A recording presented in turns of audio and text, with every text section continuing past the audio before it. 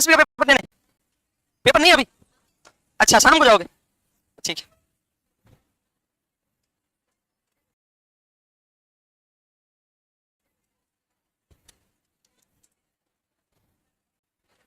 हाँ मैम, ए चुप हो जाओ। हाँ मैम, आप आए थे क्लास में लास्ट 2-3 क्लास कंटिन्यू, ठीक है। आप मेरे को ये बताओ, मैं एक आपसे क्वेश्चन पूछ रहा हूँ, उसका आपको आंसर देना है, ठीक है, और कोई नहीं देगा।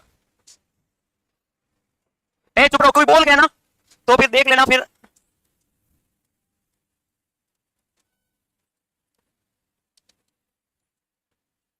Which of the following hormone is not secreted from hypothalamus?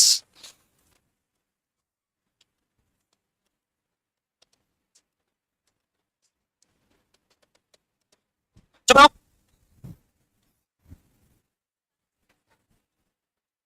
कौन सा हार्मोन हाइपोथैलेमस से सीक्रेट नहीं होता है? आपका आंसर बी। बी कैसे हुआ? ए चुप रहो, चुप रहो, बी कैसे हुआ?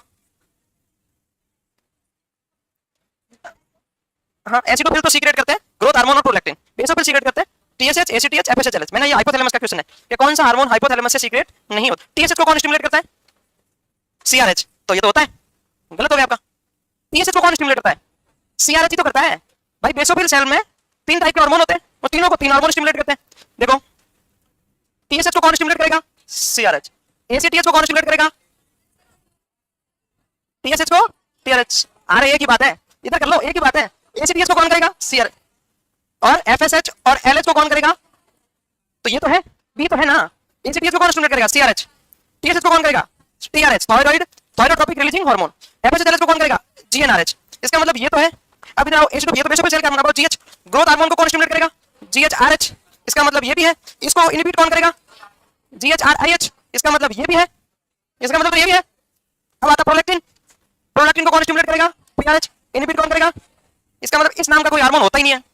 सीआरआईएच नाम का कोई हार्मोन, देखो सीआरआईएच, पीआरआईएच, जीएनआरआईएच नाम का हार्मोन ही नहीं होता है। बेसोफिल सेल में इनहिबिटरी हार्मोन नाम की चीज ही नहीं होती है। किसमें? Basophil cell. एसिडोफिल में दोनों होते हैं, ये भूल गए। इतना ही तो मैंने पढ़ाया था, उसने आधा घंटा मैंने इस टॉपिक के ऊपर ये पूछा, मुझे पता था इसमें तुम गलती करोगे। मेरे को आते चलते गाड़ी में आ रहा था ड्यूटी से, मैंने कहा इसमें बच्चे गलती करेंगे, वही हुआ, वही हुआ। चलो बैठो। कल टेस्ट में कितने नंबर आए आपके? 45। तो इस कितना है?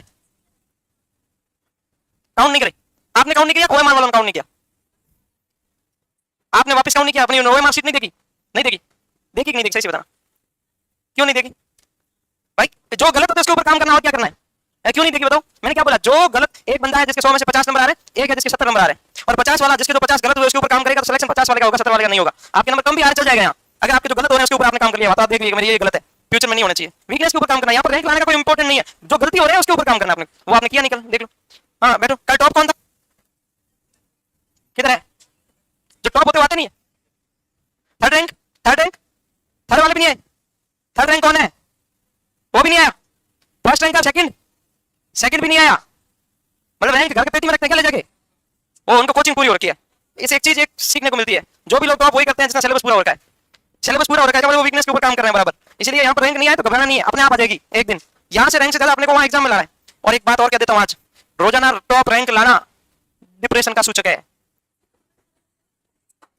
ये मैं रियल बताऊं, मैं प्रयोग द्वारा आपके सामने अभी सिद्ध कर दूंगा, मैं प्रयोग द्वारा सिद्ध कर दूंगा। सुनो, रोजाना टॉप रैंक लाने वाले लोग डिप्रेशन में जाते हैं, टॉप रैंक नहीं लाने वाले कभी डिप्रेशन में नहीं जाते। आज तक का मैं बुक पढ़ के बता रहा हूं, मैंने इसके कुछ बताया कि फेलियर से कैसे निकला जाए बाहर। देखो एक कोचिंग है अपनी जोधपुर में, जेएनसी। ऐसी ऐसी कितनी कोचिंग है इंडिया में, खूब है, हर जगह टेस्ट होते हैं, हर जगह बंदा टॉप करता है। यस और नो?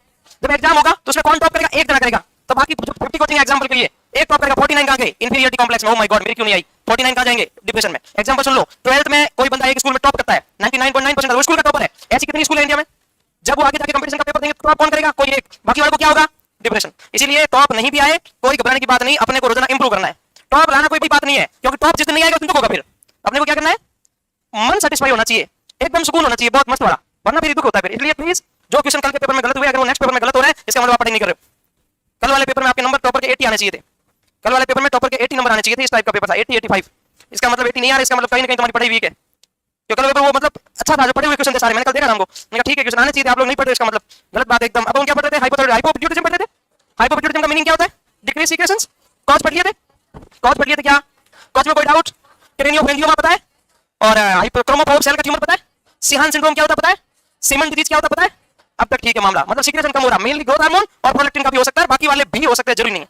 ठीक है, अब हम पढ़ेंगे कॉज वॉज हो गया, साइन सिम्टम। साइन सिम्टम के अंदर मैं आपको दो चीज बातें बताऊं, क्या क्या हो सकता है। हाइट कम है कि ज्यादा, ग्रोथ हार्मोन नहीं है ना, तो उसको बोलते हैं डॉर्फिज्म या Lorain Levi syndrome. Lactation fail है, प्रोलैक्टिन कम हुआ तो क्या हो सकता है, लैक्टेशन। देखो साइन सिम्टम में ज्यादा कुछ नहीं याद रखना, ये दो याद रखने थे, इसके अलावा कुछ भी याद नहीं रखना है, सिर्फ दो साइन याद रखने होते हैं हाइपोपिट्यूटिज्म में, बाकी सिर्फ टाइम पास के लिए। कि अगर भाई फीमेल है तो अगर पिट्यूटरी काम नहीं कर रही है, हाइपोथैलेमस काम नहीं कर रहा है, इसका मतलब जिनआरएच हार्मोन और एपिथैलेमस सही काम नहीं करेगा, इसका मतलब हाइपोथैलेमस पिट्यूटरी और ओवरी स्टिमुलेट नहीं होगी, तो हो सकता है कि मेंस्ट्रुएशन साइकिल एब्नॉर्मल हो सकता है। और 50% फीमेल में जिसको हाइपोपिट्यूटिज्म और हाइपरपिट्यूटिज्म होता है, उसका मेंस्ट्रुएशन साइकिल सही काम नहीं करता।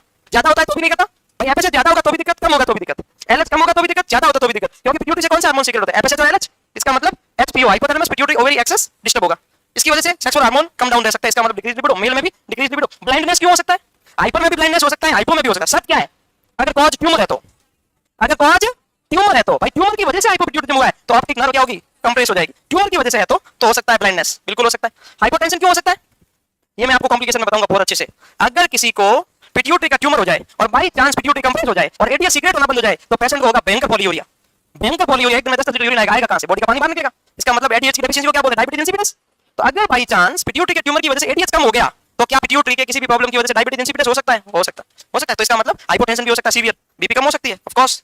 हाइपोग्लाइसीमिया, ग्रोथ हार्मोन नहीं होगा तो क्या हो सकता है, क्योंकि ग्रोथ हार्मोन क्या करता है, ग्लूकोनियोजेनेसिस। ग्रोथ हार्मोन क्या करता है, आपको तो पता था ना ग्लूकोनियोजेनेसिस क्या होता है। देखो ग्लूकोनियोजेनेसिस का मतलब होता है फॉर्मेशन, नियो का मतलब होता है नया, ग्लूको का मतलब ग्लूकोज, नया ग्लूकोज का फॉर्मेशन। और खाने में मैक्रोन्यूट्रिएंट में कितनी चीजें होती है, तीन। कौन कौन सी, कार्बोहाइड्रेट, प्रोटीन, फैट। तो प्रोटीन और फैट टूट के कार्बोहाइड्रेट बनता है, उसको हम क्या बोलते हैं, ग्लूकोनियोजेनेसिस बोलते हैं। भाई कार्बोहाइड्रेट के अलावा किसी और पार्टिकल से कार्बोहाइड्रेट का बनना ग्लूकोनियोजेनेसिस कहलाता है। अच्छा एक सवाल पूछूं, ग्लूकोनियोजेनेसिस गुल्का कौन का फंक्शन है, इंसुलिन का। भाई इंसुलिन ग्लूकोनियोजेनेसिस ज्यादा करवाता है कि गुल्का कौन, इंसुलिन कभी नहीं करवाता। इंसुलिन ग्लाइकोनियोजेनेसिस, ग्लूकोनियोजेनेसिस को कम करता है। इंसुलिन तो बने हुए ग्लूकोज को भी ग्लाइकोजन में बदलता है। मैं ये अच्छे से आपको कहां पढ़ूंगा, डायबिटीज में। बने हुए ग्लूकोज को ब्लड शुगर लेवल को कम कौन करता है, इंसुलिन ना। तो अंदर हमारे ब्लड में ग्लूकोज है, उसको भी ग्लाइकोजन में कन्वर्ट कौन करेगा, इंसुलिन। और हमारे लीवर में और हमारी मसल्स में ग्लाइकोजन स्टोर रहता है, पूरी एडल्ट में 500 ग्राम। कितना रहता है, उसको जरूरत पड़ने पर ग्लूकोज में चेंज कौन करेगा, ये सारे hormone, glucagon, growth hormone, steroid hormone, sympathetic catecholamine, ये सारे मिलके जब जरूरत पड़ने पर। तो इसका मतलब ग्लूकागोन क्या करता है, ग्लूकोनियोजेनेसिस करता है। समझ में आई मेरी बात, ठीक है। तो ये साइन सिम्टम हो गए।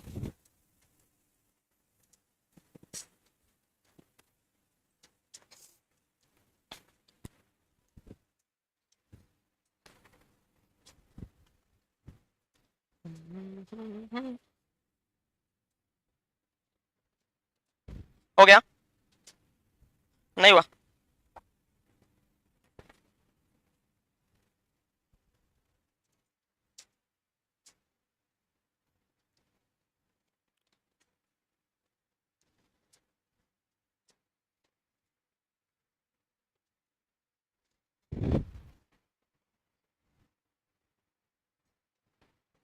आगे बढ़ सकते हैं। ये कल टेस्ट है ना आपका, ट्यूसडे को। कल मैं एंडोक्राइन के दूंगा 30-40 क्वेश्चन, उसमें ऐसे मिलाने वाले थोड़े बहुत ऐसे कुछ जिससे आपको पता चलेगा हाँ कहाँ कहाँ से। थोड़ा बहुत कोशिश करना, कितना एक भी क्वेश्चन गलत नहीं होना चाहिए, क्योंकि मैं जो भी चीज पढ़ी हुई है उसके बाहर से एक क्वेश्चन भी नहीं दूंगा, क्योंकि इतना पढ़ा दिया एंडोक्राइन में पूरा का पूरा। तो अब बाहर से कहीं से भी दो, बाहर से होगा नहीं भाई, कितना भी मैं घुमा के कोशिश करूँ, किसी भी बुक में से क्वेश्चन दूंगा वो बाहर से नहीं होगा, लेकिन मैंने सारा ही सब कुछ लपेट लिया है। तो प्लीज एक भी क्वेश्चन गलत नहीं होना चाहिए, फिर भी 3-4 होंगे, तुम जोर लगा लोगे 3-4 हो जाएंगे, 50 में 3 होंगे इंटेलिजेंट लोगों के, और बाकी वालों को पता नहीं कितने होंगे। ठीक है आगे बढ़ू, बढ़ू क्या, इन्वेस्टिगेशंस क्या करना है। देखो सीटी, एमआरआई, एक्सरे, सीबी जो भी चाहते सब कर लो, बस बाकी एक नाम और लिख लो मेरी तरफ से, उसका नाम है स्टिमुलेशन टेस्ट। बाकी तुम जो चाहो लिख दो, कोई एग्जाम में नहीं आएगा। हाइपोपिट्यूटिज्म का इन्वेस्टिगेशन पेपर में नहीं आएगा, क्योंकि कोई स्पेसिफिक इन्वेस्टिगेशन नहीं है, सिर्फ याद क्या रखना है, stimulation test. Sir serum electrolyte क्यों कर रहे हैं, फ्लूइड ऊपर नीचे होगा तो इलेक्ट्रोलाइट इंबैलेंस हो सकता है। सर एक्सरे क्यों कर रहे हैं, कोई रेडियोलॉजिकल एग्जामिनेशन करना पड़ रहा है। सर सीटी क्यों कर रहे हैं, हो सकता है ब्रेन में कोई ट्यूमर होगा। एमआरआई ट्यूमर का पता लगाने के लिए, जो कॉज है उसका ट्रीटमेंट के लिए हम लोग कर रहे हैं। कुछ भी याद नहीं रखना, हाइपो और हाइपरपिट्यूटिज्म में किसी प्रकार का कोई इन्वेस्टिगेशन याद नहीं रखना। आगे बढ़े, सीलर टेस्ट किसमें करते हैं, सीलर, सीलर SCHILLER,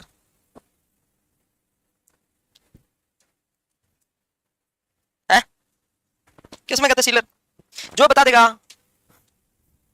कोई महाज्ञानी पुरुष या सशक्तिकरण, कोई तो बता दो, ऑप्शन नहीं मिलेगा, ऑप्शन से मामला बिगड़ जाता है। बताओ है क्या, किसी को नहीं पता, वेरी गुड, कोई बात नहीं, छोड़ो, चलेगा। वाइटल साइन भी चेक कर सकते हैं, कर सकते हैं, कोई याद नहीं रखना इसमें कुछ भी ऐसा खास। वेरी गुड, नहीं याद है तो क्या करना आपने, वैसे मान लो आएगा नहीं पेपर। कान टेस्ट के एच एन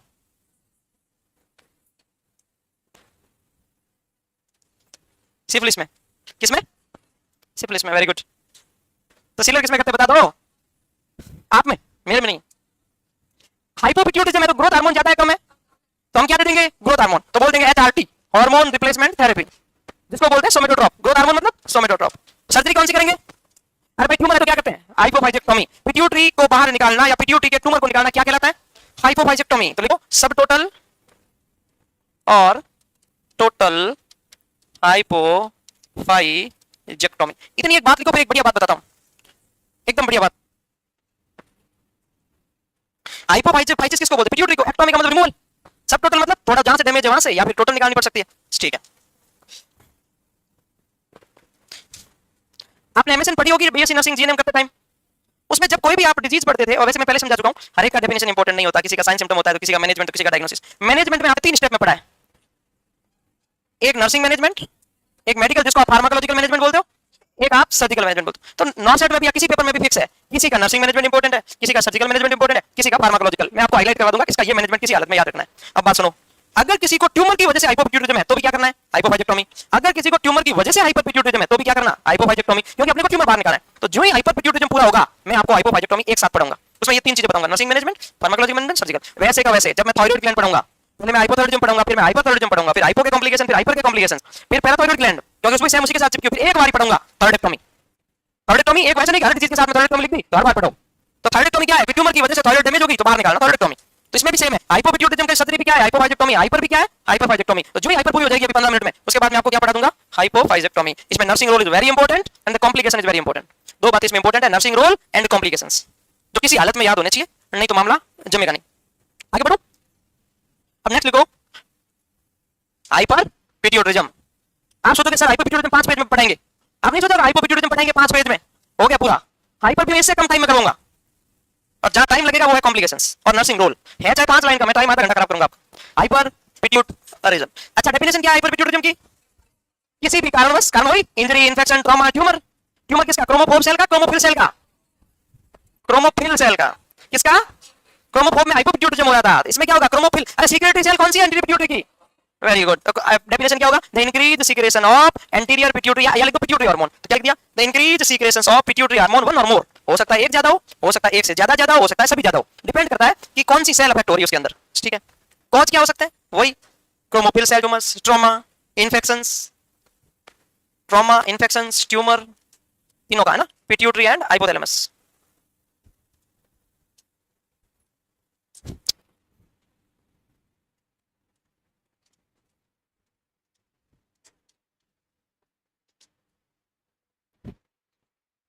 जल्दी करो, मिठाई खानी कि नहीं खानी? मिठाई खानी ना डीएसएसबी से पहले, डीएसएसबी से पहले मिठाई खानी? ठीक है, अभी आपको मिठाई खिलवा देंगे डीएसएसबी। अच्छा डीएसएसबी का फुल फॉर्म कौन बताएगा? कौन बताएगा भाई? किससे पूछूं? मैम आप आपके पास डीएसएसबी का फुल फॉर्म बता दो, देखा आज 2 का जाएगा, जोर से बोलना है। नहीं पता? बिल्कुल नहीं पता। डीएसएस, पहले ये बताओ डीएसएसबी है या डी ट्रिपल एसबी है? D triple S. क्या आज क्या है तुम्हें पता है? तुम्हें पता है? किसी को नहीं पता, सब ऐसे ही है। दिल्ली सब ऑर्डिनेट स्टाफ सिलेक्शन बोर्ड, यही है। मैं याद क्यों नहीं है? क्वेश्चन आ गया तो आप डीएसएसबी का पेपर दे नहीं दे रहे हो, अभी रजिस्ट्रेशन नहीं आया तो, हाँ तब नहीं आया, कोई बात, अभी टाइम है, अभी याद नहीं है तो घबराना नहीं, अभी हमारे पास 1 साल है पूरा, तब तक याद कर लेना, ठीक है? क्या एडमिट कार्ड पे लिखा होता है? ये देखो ज्ञानी, एग्जाम हॉल में इतना स्ट्रेस रहता है। मैं 2017-18 में जब हम लोग पढ़ाई करते थे, मेरे साथ में एक फ्रेंड था, उसकी जेब में 500 का नोट था और एग्जाम में क्वेश्चन आया था 500 की नोट के पीछे किसका फोटो होता है। उसका दिमाग चला ही नहीं कि मेरे जेब में 500 का नोट पड़ा है कि मैं खोल के देख लूं इसके पीछे किसका फोटो होता है। अरे अब तुम किसी की बात बोलो, कुछ बोलो चाहे, उस टाइम दिमाग नहीं चलता, उस समय इतना स्ट्रेस रहता है जिसकी कोई हद नहीं है। तुम्हें लगता है बहुत ईजी है ये? अरे तुम इतने फर्जी हो। अभी एएसआई में क्वेश्चन आया बीएमआई निकालने वाला, लोगों को अपना खुद का वेट अगर पता होता तो बीएमआई निकल जाती, छोड़ दिया बीएमआई का। अरे तुम्हारा खुद का वेट और तुम्हारी खुद की हाइट तो बताइए तुम्हें, उससे आइडिया लग जाता तुम्हें। ऑप्शन भी ऐसे थे 20, 25, 30, 35, अपने आप सही हो जाता। लेकिन दिमाग काम नहीं करा, छोड़ दिया। बिना सॉल्व किया आंसर आ जाता अपनी हाइट के अकॉर्डिंग कि अपनी हाइट इतनी है, वेट था अपनी बीए में एक बार निकाली थी, इतनी थी। एग्जाम में याद नहीं आता, याद उसी को आता है जो रिलैक्स रहता है। इसीलिए पहले से मान के जाना, अगर किस्मत में लिखा है तो हो जाएगा। हम अपना 100% एफर्ट लगाएंगे, हम अपना एफर्ट 100% नहीं, मेरा नहीं हुआ तो पापा खा जाएंगे, मम्मी खा जाएगी, घर वाले शादी कर देंगे, वो हो जाएगा, इसके बाद मेरे को पढ़ने नहीं देंगे, ऐसा कुछ नहीं सोचना। मस्त रहना है, तभी होगा। तुम बेवकूफ हो गए। साइंस सिम्टम, साइंस सिम्टम इसमें आते हैं दो, कितने? वो बहुत आते हैं, याद कौन से रखने की? चुप हो जाओ, मैं ऐसी जगह मौका मारूंगा गिगेंटिज्म हो जाएगा तुम्हें। एक होता है गिगेंटिज्म और एक होता है एक्रोमेगाली। गिगेंटिज्म का मीनिंग क्या था? गिगेंटिज्म का मीनिंग क्या था? 18 साल की एज से पहले, रुक जाओ रे, आए तब कुछ कर लेना, रुक जाओ ना। 18 ईयर की एज से पहले, अरे इधर इधर कैसे लोग हो तुम? ये बोन है, सुन लो, ये है एपिफाइसिस, ये है डायफाइसिस। 18 साल की एज से पहले हमारी हाइट बढ़ती है, क्यों? ये एपिफिजियल प्लेट है ना, ये ओपन रहती है, इसको ग्रोथ हार्मोन स्टिमुलेट करता है, तो इसकी हाइट बढ़ती जाती है। तो अगर प्रॉब्लम किसी की लाइफ में 18 साल से पहले हो गई तो ये तो ओपन है, इसका मतलब उसकी हाइट ज्यादा बढ़ेगी, इंसान बहुत पतला रहेगा लेकिन हाइट बहुत बढ़ेगी। तो before the closure of the epiphyseal plate increase GH is called gigantism. Epiphyseal plate के क्लोज होने से पहले ग्रोथ हार्मोन का बढ़ जाना, मतलब मैं बोल दूं 18 साल से पहले डिसऑर्डर हो जाना, जीएच ज्यादा हो जाना, तो गिगेंटिज्म। अगर किसी की प्लेट क्लोज हो गई, हाइट बढ़नी थी उसकी बढ़ गई, तो ये बाद में डिसऑर्डर हुआ, उसको बोलते हैं एक्रोमेगाली। क्या बोलते हैं? तो पहले गिगेंटिज्म लिख दो, ये याद रखने का is very important.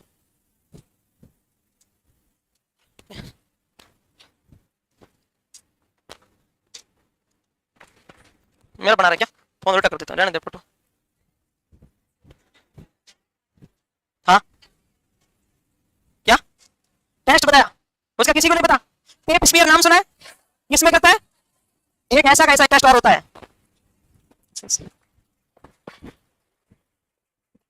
Hello sir, नमस्कार sir.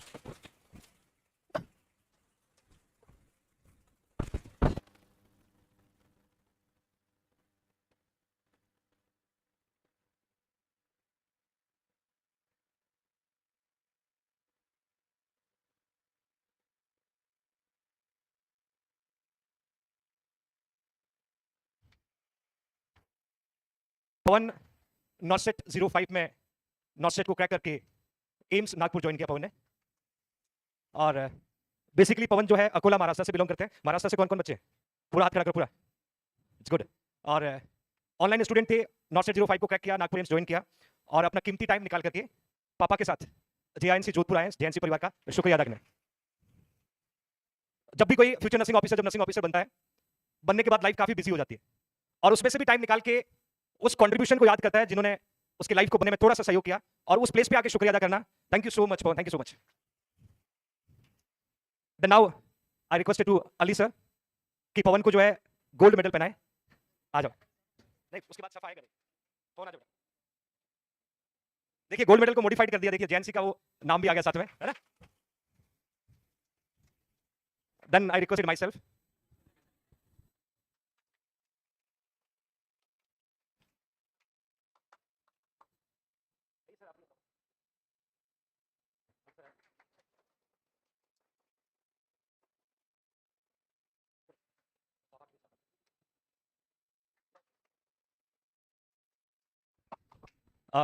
Again I requested myself, Pawan के पापा को जो है साफा पहना के सम्मान देंगे।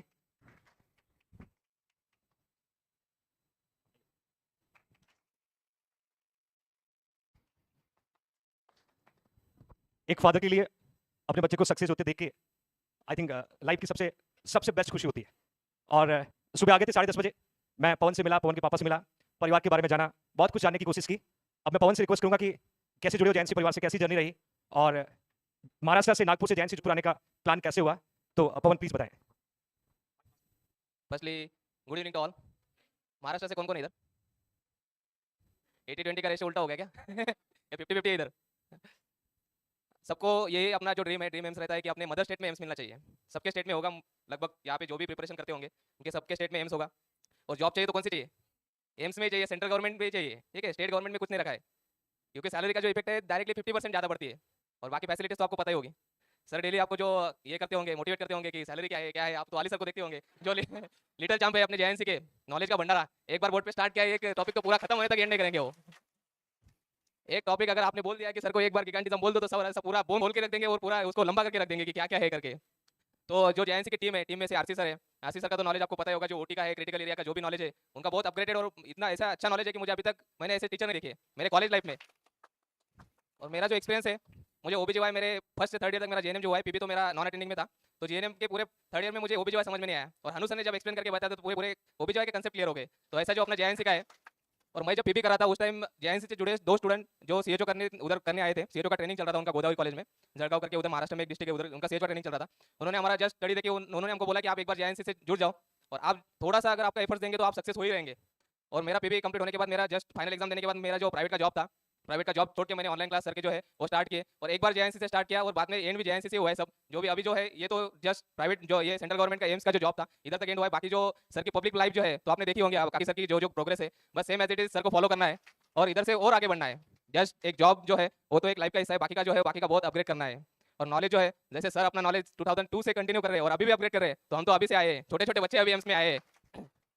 सर का जो इतना बड़ा सफर है वो अभी तक भी इतना होने तक भी सर अभी भी अपग्रेड करते हैं, अभी भी नॉलेज गेन करते हैं और अभी भी स्टडी करते हैं, तो हमको तो करना ही पड़ेगा। और जो स्टडी का जो पैटर्न है, किसी को कुछ भी नहीं पता होगा, जीरो से नॉलेज होगा तो बस आखिर सर जो बोल रहे हैं वो फॉलो कर दो, बाकी सब हो जाएगा। एम्स तो मिलना ही है। इधर से अगर आपने 6 महीने कोचिंग की तो एम्स तो मिलना ही है, होता है कि आपको एम्स मिलेगा ही।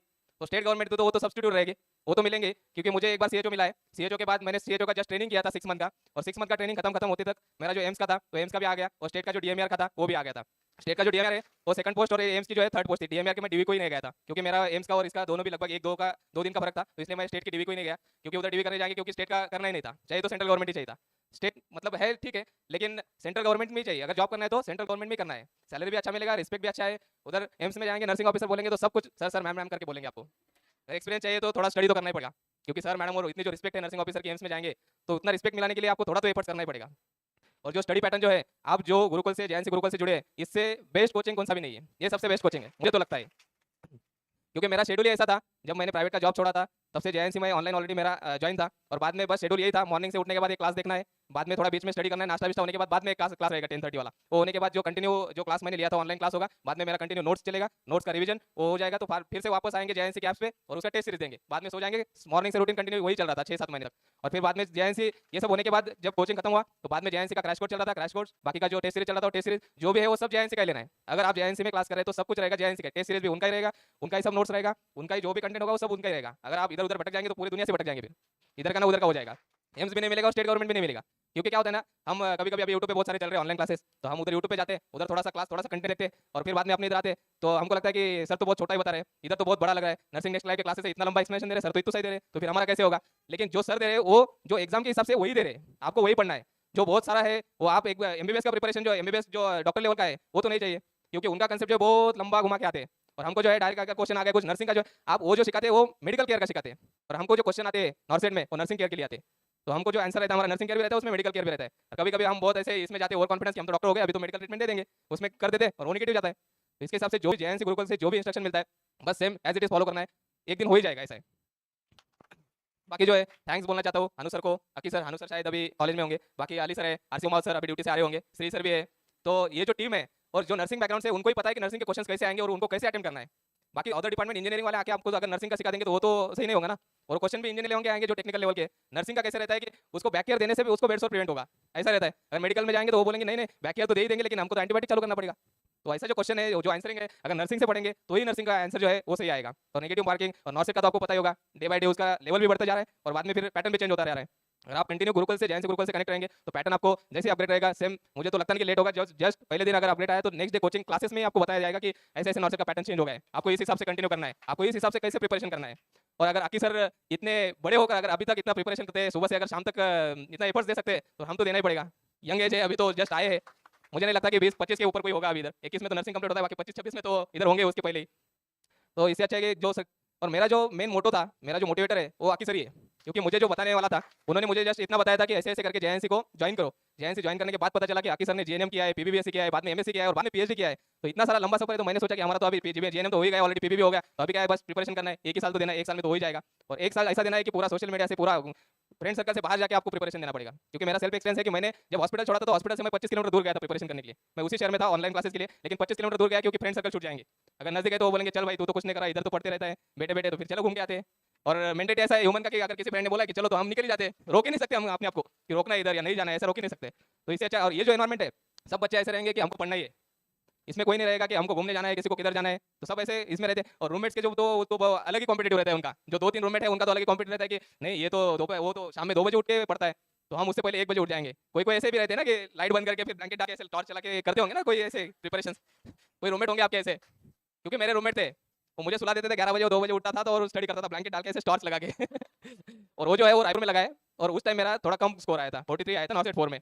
तो उसके जाने के बाद मुझे ऐसा हर्ट हुआ है कि सारा वो रात में उठ के पढ़ता था, मुझे सुलाता था और फिर बाद में मेरा जो है, फिर बाद में अच्छा ऐसा लगा कि जो होता है वो अच्छे के लिए होता है, तो उसको रायपुर मिला है मुझे, मेरा जो मदर स्टेट का एम से नागपुर ही मिला था 350 रैंक से। मुझे अच्छा लगा कि उस टाइम होता था तो फिर मुझे भी रायपुर ही जाना पड़ता था। तो फिर बाद में और ऐसे मोटिवेट हो गए कि इतने इसने इतना पढ़ा है, उसको रायपुर मिला है, हम तो इतना भी नहीं पढ़ते थे, हमको और पढ़ना पड़ेगा, तो हमको एटलीस्ट नजदीक का तो कोई तो भी मिल जाएगा। तो इससे अच्छा है कि सर का जो गाइडेंस है, सर के गाइडेंस के और माता पिता के जो ये है ब्लेसिंग्स है, उससे अच्छा है कि मेरा मदर स्टेट का मुझे नागपुर एम्स मिला है।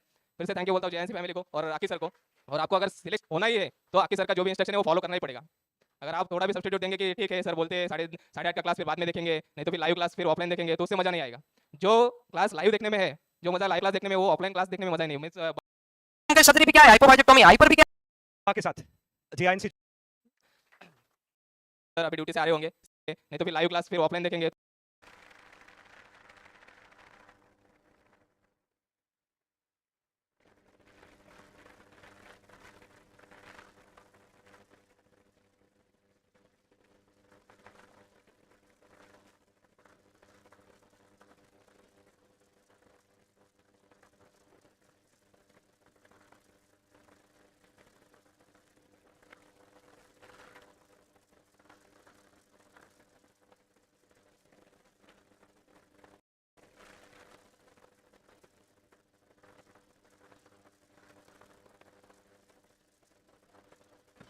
अरे क्या है?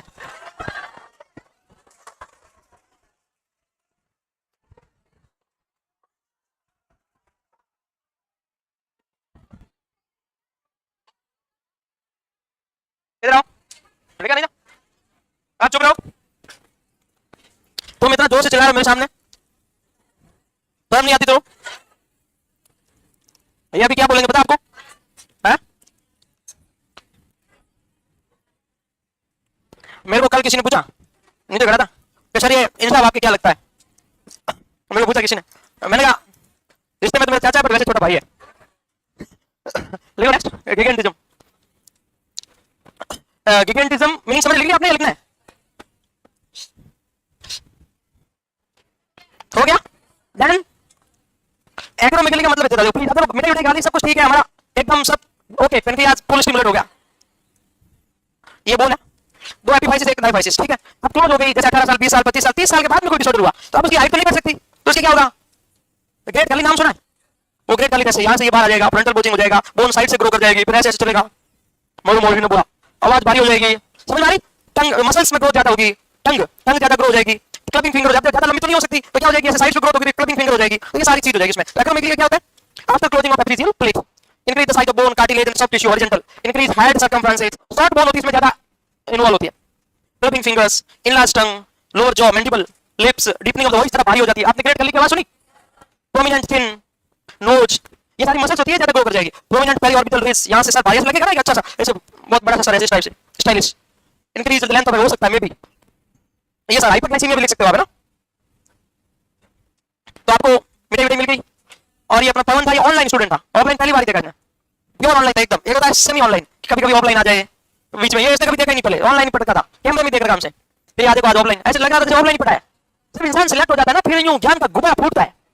और उसको भी इसने बताया होम डिस्ट्रिक्ट नेटिव पुलिस वाला एम्स मिल जाए, फिर तो इंसान का ज्ञान 7वें आसमान पर रहता है, उसको लगता है आज मैं ऊपर आसमान नीचे, रियल है। क्यों नहीं भाई, उसकी लाइफ का ड्रीम यही था, तो उसकी जिंदगी का क्या गोल था कि मम्मी पापा के पास रहना, जितना हो सके उतना पास रहना, तो सबसे पास में एम्स यही है।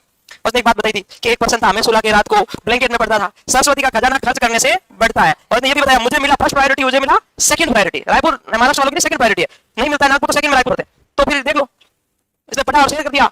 मैंने कहा, मैंने इसको बताया, मेरे को भी बोला यार एक बंदा था तो ब्लैंकेट से उठ के फोन चला के ऊपर था, मैंने कहा फोन चला पड़ता नहीं था, कुछ और ही करता था, फोन और मैसेज तो इसलिए उसका रायपुर मिला उसे। तो टेंशन मत ले, मस्त रहे तुम, वो चैटिंग करता था और कुछ नहीं करता।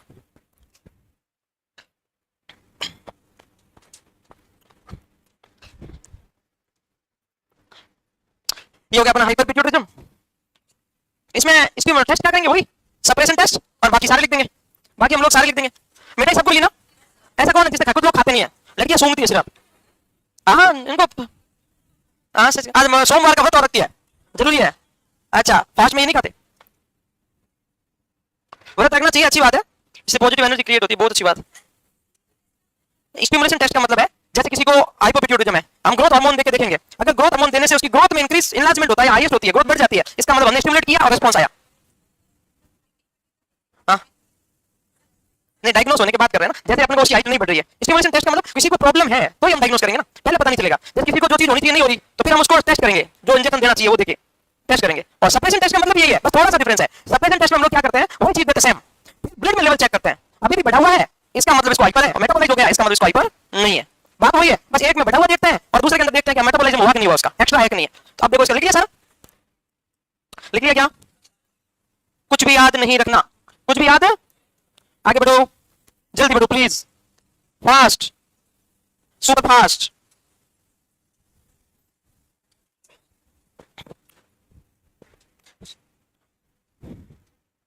अगर किसी को हाइपरपिट्यूटिज्म है, मतलब ग्रोथ हार्मोन ज्यादा है, तो हम क्या देंगे, जीएचआरएच या जीएचआरआईएच, जीएचआर ग्रोथ हार्मोन, उसको क्या बोलते हैं, सोमेटोस्टेटिन, क्या बोलते हैं, उसका एक ड्रग आता है ऑक्ट्रोइटाइड नाम से, तो हाइपर में देते हैं, वो अभी मैंने, ये फार्माकोलॉजिकल मैनेजमेंट हो गया, बाकी बचा नर्सिंग और सर्जिकल, वो भी बता दूंगा। ये हो गया क्या, डन। मैनेजमेंट, मैनेजमेंट के अंदर जीएचआरआईएच। अब देखो फार्मा पढ़ी होगी आपने, फार्मा में एक होता है एगोनिस्ट और एक होता है एंटागोनिस्ट। देखो इसमें जो लिखा है वो ऐसा मत सोचना एगोनिस्ट का मतलब अपोजिट होता है, नहीं होता। एक्चुअली हमारे लैंग्वेज में एगोनिस्ट का मतलब क्या होता है, हमारे अगेंस्ट। एगोनिस्ट का मतलब फार्मा में सेम होता है, फार्मा में एगोनिस्ट का मतलब क्या होता है, सेम। एंटागोनिस्ट का क्या मतलब होता है, अपोजिट। क्या मैं क्या बोल रहा हूं, समझ में आ रहा है आपको। एगोनिस्ट का मतलब होता है सेम, ऐसी ड्रग जो जीएचआरआईएच जैसा काम करे उसको हम बोलते हैं सेंडोस्टेटिन या सोमेटोस्टेटिन या ऑक्ट्रोइटाइड, और एनालॉग का मतलब ही सेम होता है, ठीक है, सेम फंक्शन इज एनालॉग। तो जीएचआरआईएच एगोनिस्ट, एंटागोनिस्ट नहीं। एंटागोनिस्ट का मतलब होगा जीएचआरआईएच का उल्टा, एगोनिस्ट का मतलब होता है सेम। समझ में आ रहा है आपको। और बाई चांस प्रोलैक्टिन का लेवल ज्यादा है तो हम क्या करेंगे, प्रोलैक्टिन का लेवल कम करेंगे, प्रोलैक्टिन का लेवल कम करेंगे हम क्या देंगे, डोपामिन कैटेगरी एगोनिस्ट, जिसको बोलते हैं पीआईएच स्टिमुलेशन। भाई पीआईएच को बढ़ाएंगे ना, तो पीआईएच को स्टिमुलेट किससे करते हैं, एक तो करते हैं ब्रोमोक्रिप्टिन से और एक करते हैं कैबरगोलिन। कौन सी ड्रग, ये क्या कर देगा, प्रोलैक्टिन को कम कर देगा, तो मिल्क का प्रोडक्शन कम हो जाएगा, क्योंकि हाइपरपिट्यूटिज्म में प्रोलैक्टिन भी तो ज्यादा हो सकता है। पीआईएच स्टिमुलेट करना होता है ना।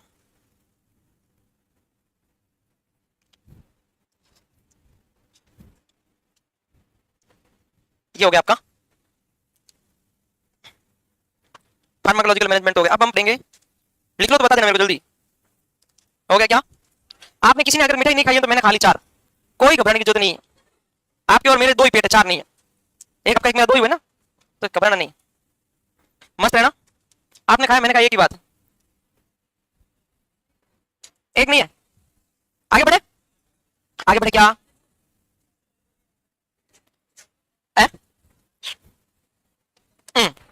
डन। अब देखो लिखो सर्जिकल मैनेजमेंट, फटाफट लिखो सर्जिकल मैनेजमेंट। पहले समझो, सिर्फ हेडिंग लगा दो, ऐसे लिखो सर्जिकल मैनेजमेंट, और उसमें कौन सा सर्जरी करेंगे, हाइपोफाइजेक्टोमी, या तो टोटल या अकॉर्डिंग टू नीड, भाई जैसी प्रॉब्लम है उसके अनुसार, टोटल या सब टोटल, सही बात है। अब देखो, अब मैं आपको समझा, सुनना है मेरे को, सिर्फ 5 मिनट सुन लो, फिर बहुत है, इतना लिख दिया। अब हम सर्जरी तो करेंगे, पहले तो सर्जरी की अप्रोच यूज कर ले। सर्जरी 2 टाइप से करते हैं, कितने टाइप से करते हैं अब लिखना नहीं, इसके बाद इतना तक लिखना, उसके बाद जो भी मैं करूं आपको लिखना नहीं। सर्जरी 2 अप्रोच के साथ करते हैं, कितनी अप्रोच के साथ, अप्रोच का मतलब टाइप।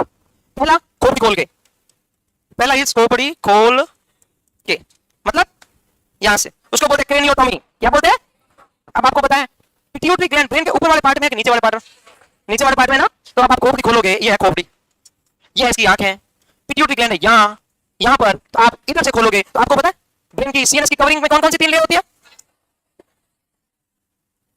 आउटर से अंदर, अंदर से बाहर डीएपी, यस, सबसे बाहर ड्यूरामेटर, बीच वाली अरेक्नॉइड, बीच वाली पाया, सबसे अंदर वाली पायामेट। अब सुनो, इससे भी ऊपर होता है अपना ये स्कल बोन वाला मामला, अब स्कल बोन आ गई, सही है। तो अब इधर से खोलोगे, सबसे पहले ये खोपड़ी, फिर आएगी ड्यूरामेटर, फिर अरेक्नॉइड, फिर पायामेटर, तो इसके अंदर ही तो ब्रेन होता है, इसी को मेनिंग्स बोलते हैं। भाई मेनिंग्स की कवरिंग ही तो है, सही है। तो बताओ, जब आप इसके अंदर से खोल के अंदर जाओगे तो क्या मेनिंग्स में इन्फ्लेमेशन नहीं हो सकता, क्या मेनिंजाइटिस नहीं होता। तो जब आप अंदर जाओगे तो ब्रेन के अंदर फ्लूइड होता है, जिसको हम क्या बोलते हैं, सीएसएफ। तो जब आप ब्रेन को इरिटेट करोगे तो सीएसएफ का प्रेशर नहीं बढ़ सकता, क्या इंक्रीज आईसीपी नहीं हो सकता, क्या आपको पता है इसके ब्लड सप्लाई नहीं होती, क्या आर्टेरियल होती है, तो क्या आर्टेरियल ब्रीथ नहीं हो सकता। तो कभी भी ध्यान रखना, जब भी हम क्रेनियोटॉमी करते हैं तो उसके 4 मेन कॉम्प्लिकेशंस हैं। पहला, मेनिंजाइटिस हो सकता है, इंक्रीज आईसीपी हो सकता है, ब्लीडिंग हो सकता है, और जब तुम पिट्यूटरी निकालोगे तो हो सकता है पोस्टीरियर पिट्यूटरी भी साथ में निकल जाए। भाई निकलेगी ना, वो चिपकी हुई रहती है कि तो है दोनों, अगर नहीं निकले तो कंप्लीट हो जाए। भाई एक्सीडेंटल पोस्टीरियर पिट्यूटरी डैमेज हो सकती है कि नहीं हो सकती? तो बताओ डायबिटीज इंसिपिडस हो सकता है कि नहीं हो सकता है? एडीएच नहीं होगा उसको क्या बोलते हैं? तो कुल मिला के डायबिटीज इंसिपिडस तो दोनों में हो सकता है। चलो अब एक सोचो कि आप मेनिंजाइटिस हो सकता है कि नहीं हो सकता, इंक्रीज आईसीपी हो सकता है कि नहीं हो सकता, और क्या होता है ब्लीडिंग हो सकता है कि नहीं हो सकता? हो सकता है। तो इंक्रीज आईसीपी का मतलब क्या है? What the meaning of increase ICP? Increase ICP किसको बोलते हो तुम लोग? किसी के पास पानी की बोतल है ट्रांसपेरेंट, ट्रांसपेरेंट राहुल वाली बोतल लाओ इधर। ये है ब्रेन खोपड़ी, इसके अंदर ये पानी है। अब इतना सा खाली है, इसका मतलब पानी है, इसकी वॉल पे ज्यादा प्रेशर नहीं लगा रहा, जगह है अंदर। अब मैं इसको या तो पानी ज्यादा भरूं भयंकर, और या फिर इतना ही भरूं लेकिन भयंकर हिलाऊंगा, अरे ले ज्यादा। अब बताओ प्रेशर बढ़ा नहीं बढ़ा?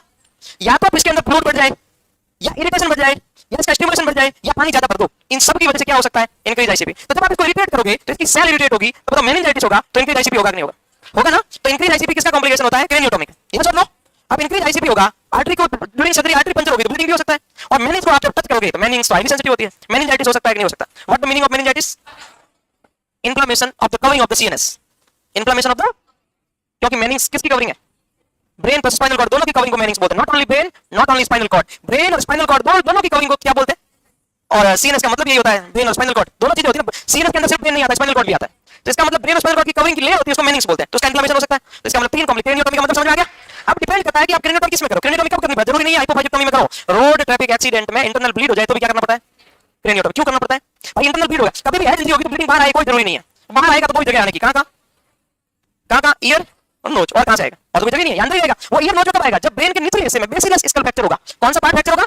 ब्रेन का बेस पार्ट, जिसको बोलते हैं बेसिलर स्कल फ्रैक्चर। तो बाहर से ऊपर वाले चोट में कितना आएगा? नीचे, अंदर ही आएगा। मरीज के अंदर ब्रेन ब्लीडिंग हो जाए तो जाएगा, यही होगा। तो ठीक, अब एक बात सोचो, जब मरीज को इंक्रीज आईसीपी होगा और क्रेनियोटोमी हम लोग करेंगे, तो जब कभी भी क्रेनियोटोमी करते हैं, अगर छोटा बच्चा है चाहे एडल्ट है, उसकी ये दो बोन है ऊपर वाली, ये वापस नहीं लगाते। क्रेनियोटोमी को भी बोलते हैं, ये कभी वापस नहीं लगाते। अगर किसी ने न्यूरो सर्जरी की ओटी असिस्ट किया तो पता है उसको। किसने न्यूरो सर्जरी ओटी में काम किया है? अगर किसी ने किया है तो उसको पता है, जब भी हम ये खोपड़ी खोलते हैं पूरी, यहां से पूरा खोलते हैं, अंदर के ट्यूमर निकालना, क्लॉट निकालना, ब्लीडिंग को बाहर निकालना, कुछ भी करते हैं, वापस बोन कभी नहीं लगाते, कभी नहीं लगाते। इस बोन को, अगर छोटा बच्चा है तो बोन को डिस्कार्ड कर देते हैं, ऐसा बोलते हैं बोन ग्रो कर जाएगी। और अगर हम अडल्ट है तो हमारी बोन को यहाँ पेट में चीरा लगाते हैं और यहाँ पे अंदर डाल देते हैं पेरिटोनियम में, क्योंकि बॉडी की लार्जेस्ट कैविटी कौन सी होती है? सबसे ज्यादा जगह यही है, इसके अंदर रखते हैं, फिर वापस हील हो जाएगा, फिर वापस लगाएंगे, देखेंगे। समझ में आई? जब भी क्रेनियोटोमी करते हैं बोन वापस नहीं, क्यों? अब ये पानी की बोतल है, अगर मैं इसको बैंकर ऐसे करूं तो प्रेशर बढ़ेगा, और इसी पानी को मैं इतने बड़े जग में डाल दूं, कितने बड़े, मतलब सरफेस एरिया बढ़ा दूं, फिर मैं कितना भी लूं, इतना प्रेशर बढ़ेगा जितना बोतल में बढ़ता था। क्यों? जगह बढ़ गई। तो बोन क्या करती है? कैविटी को फिक्स कर देती है, एक बॉर्डर फिक्स बना देती है। बोन हटा दी, अब क्या स्किन है तो प्रेशर भी बढ़ेगा, साइज बढ़ती रहेगी। तो जिसकी भी हम क्रेनियोटोमी करते हैं, हमने देखना यहाँ पे एडिमा हो जाता है भयंकर, इवन इतना एडिमा हो जाता है। आप गेहूं, आप रोटी बनाते होंगे गेहूं की, तो जब कई बार आटा लगाते हो, आटे में पानी ज्यादा हो जाता है भयंकर, एक बार बहुत ज्यादा हो जाए तो आटा कितना पतला पतला हो जाता है, एकदम सॉफ्ट ऐसा हो जाता है। किसी ने सर्जरी में काम किया होगा तो क्रेनियोटोमी करने के बाद में डॉक्टर यहाँ पे अपने नर्सिंग ऑफिसर डॉक्टर यहाँ स्टिकर लगाते हैं, एब्सेंस बोन फ्लैप, बोन नहीं है, प्लीज हैंडल केयरफुली। सुना है नाम? ये तो बोन नहीं होती। क्यों? हाथ लगाओगे ना तो पानी जैसा होगा सर, क्योंकि बोन है ही नहीं, फिर भयंकर एडिमा हो जाता है, क्योंकि फ्लूइड तो बनेगा, इन्फ्लेमेशन तो होगा, तो फिर वो पानी फूलता है और भयंकर एडिमा हो जाता है। तो आप क्या बोलोगे? क्रेनियोटोमी का कॉम्प्लिकेशन क्या है? मेनिंजाइटिस, इंक्रीज आईसीपी, ब्लीडिंग्स और डायबिटीज इंसिपिडस। यस और नो? एक टेक्निक दूसरी और होती है, हम पिट्यूटरी क्या होती है? ब्रेन के ऊपर वाले पार्ट में, नीचे वाले पार्ट में, यहाँ पर होती है। कहने का मतलब, तो कुछ डॉक्टर क्या करते हैं, यहीं से स्कोप डाल ट्यूमर निकाल लेते हैं। कहां से? नोज से नहीं, अपर लिप के नीचे से, गम्स के ऊपर से, between upper lips and gums, जिसको बोलते हैं जिंजिवल म्यूकोसा। अपर लिप्स के नीचे से और ऊपर वाले दांत के ऊपर से, अपर लिप्स के नीचे से और गम्स के ऊपर से स्कोप डाल के, उसको बोलते हैं ट्रांसस्पेनोइडल हाइपोफाइजेक्टोमी। ये नाम क्यों पड़ा? एंटीरियर पिट्यूटरी कौन सी बोन के फोसा में होती है? स्पेनोइड। तो स्पेनोइड में से स्कोप डाल के ट्यूमर को निकाल लेना, यहां से स्कोप डाल के ट्यूमर को निकाल लेना, उसको क्या बोलते हैं? ट्रांसस्पेनोइडल हाइपोफाइजेक्टोमी। समझ में आई? नोज से नहीं, अपर लिप्स के नीचे से, गम्स के ऊपर से, हाँ ऐसे, अपर लिप्स के नीचे से, गम्स के ऊपर, उसको क्या बोलते हैं? ट्रांसस्पेनोइडल हाइपोफाइजेक्टोमी। उसमें मेनिंजाइटिस होने के चांस कम है। क्यों? मेनिंज इरिटेट नहीं होगी, नीचे वाले जैसे हम कर रहे हैं, मेनिंज इरिटेट रहेगी तो कम चांस है, ऐसा नहीं हो नहीं सकता। बट उसका मोस्ट कॉमन कॉम्प्लिकेशन क्या है? ब्रेन में क्या होता है? सीएसएफ, कोरोइड प्लेक्सस में तो बनता है, तो जब आप निकाल रहे हो तो क्या सीएसएफ लीक नहीं हो सकता? हो सकता है कि नहीं? तो नाक से सीएसएफ लीकेज हो सकता है। नाक से क्या हो सकता है? सीएसएफ। आपको कैसे पता कि सीएसएफ लीक हो रहा है? क्या चेक करेंगे? हम ग्लूकोज चेक करेंगे। भाई हम किसी की सर्जरी कर दी, सर्जरी के बाद में नाक में पानी आ रहा है, तो क्या पता वो नाक में पानी जुकाम हो रहा है, कॉमन कोल्ड हो रहा है, या ये सीएसएफ है? भाई जुकाम वाले पानी में ग्लूकोज कहां से आएगा? कहां से आएगा? कॉमन कोल्ड राइनोरिया में कहां से आएगा? उस फ्लूइड में अगर ग्लूकोज प्रेजेंट है, इसका मतलब पेशेंट को ग्लूकोज सीएसएफ लीक है, उसको बोलते हैं रिंग टेस्ट, हेलो टेस्ट। कौन सा टेस्ट? सीएसएफ लीक होता है, एक रिंग, एक गॉड पीस लिया, नाक के ऊपर डाला, एक येलो येलो रिंग बन जाती है, इसका मतलब यह है कि सीएसएफ लीक हो रहा है, उसको क्या बोलते हैं? रिंग टेस्ट या हेलो टेस्ट। क्या बोलते हैं? तो रिंग टेस्ट, हेलो टेस्ट क्या है? सीएसएफ लीकेज का पता करने के लिए। आपको कैसे पता सीएसएफ लीक होता है? ग्लूकोज चेक करेंगे। नेजल डिस्चार्ज में क्या चेक करेंगे? ग्लूकोज। आपको नॉर्मल सीएसएफ का कैरेक्टरिस्टिक फीचर पता है? सीएसएफ पता है नॉर्मल? तो मैं एक ऑप्शन देता हूं, सीएसएफ में क्या नहीं होना चाहिए, 4 ऑप्शन देता हूं। Option A WBC, option B RBC, option, very good, glucose protein तो होना चाहिए, आरबीसी नॉर्मल सीएसएफ में नहीं होना चाहिए किसी हालत में। अगर किसी को बैक्टीरियल मेनिंजाइटिस है, सुनना, सेप्टिक मेनिंजाइटिस है, इसका मतलब एक्यूट इन्फेक्शन है, तो उसमें डब्ल्यूबीसी बढ़ेगी और मोस्ट न्यूट्रोफिल बढ़ेगा। क्या बढ़ेगी? और प्रोटीन बढ़ेगा, ग्लूकोज नहीं बढ़ेगा। प्रोटीन डब्ल्यूबीसी किसमें? बैक्टीरियल मेनिंजाइटिस में। अगर किसी को ट्यूबरकुलर बैक्टीरियल मेनिंजाइटिस है, कौन सा? Bacterial plus tubercular. बैक्टीरियल में कौन सा? ट्यूबरकुलर बैक्टीरिया, मेनिंगोकोकल नाम, उसके अंदर न्यूट्रोफिल नहीं बढ़ेगा, लिम्फोसाइट बढ़ेगा। क्या बढ़ेगा? लिम्फोसाइट बढ़ेगा, प्रोटीन बढ़ेगा, ग्लूकोज कमी होगा। भाई प्रोटीन बढ़ेगा, ग्लूकोज कम होगा, ये बैक्टीरियल मेनिंजाइटिस का साइन है। अब बैक्टीरियल भी दो, एक तो ये कॉमन बैक्टीरिया, एक हो गया मेनिंगोकोकल या ट्यूबरकुलर मेनिंजाइटिस, उसके अंदर लिम्फोसाइट बढ़ेगा, ये नहीं बढ़ेगा। क्या ये बात है पता आपको?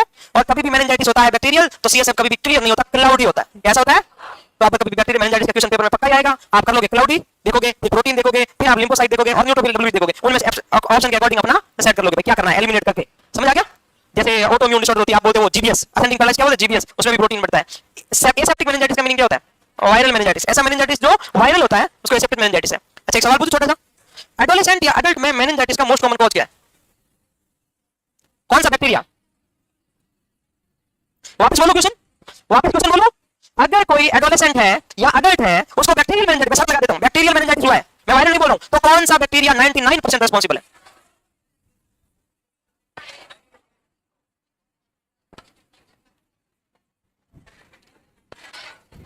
पचास % भी नहीं, 99%। बोलो बोलो बोलो बोलो बोलो बोलो। न्यूमोकोकस गलत, स्टेफाइलोकोकस गलत है, नाइजीरिया के पीछे वाला सरनेम इंपॉर्टेंट है। Very good very good, Nigeria meningitidis, Nigeria meningitidis is the most common cause of adolescent adult bacterial meningitis. Nigeria meningitis, आपको पता है, सबने पढ़ा रखा है, आपको याद नहीं आ रहा, ये आपकी गलती नहीं है। आपको पता होगा community acquired meningitis, the adult adolescent most common Nigeria meningitis. बच्चों में बताया होगा स्ट्रेप्टोकोकस न्यूमोनियाई, हेमोफिलस इन्फ्लुएंजा, ऐसे बताया तो फिर तुम लोगों का ध्यान नहीं रहता होगा, बस वो हम कुछ नहीं कर सकते। बाकी अब देखो, अब आ गया ट्रांसफेनोइडल, ये क्लियर हो गया।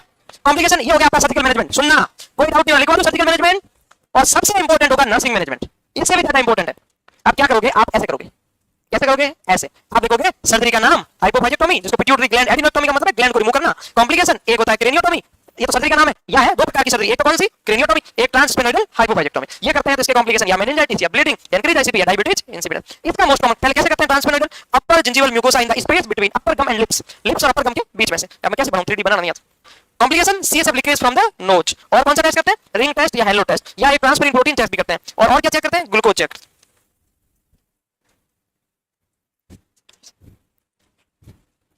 मैं आपको ज्यादा पेज वेज नहीं भरवाने वाला, बस आपके माइंड में चीजें फिट करनी है।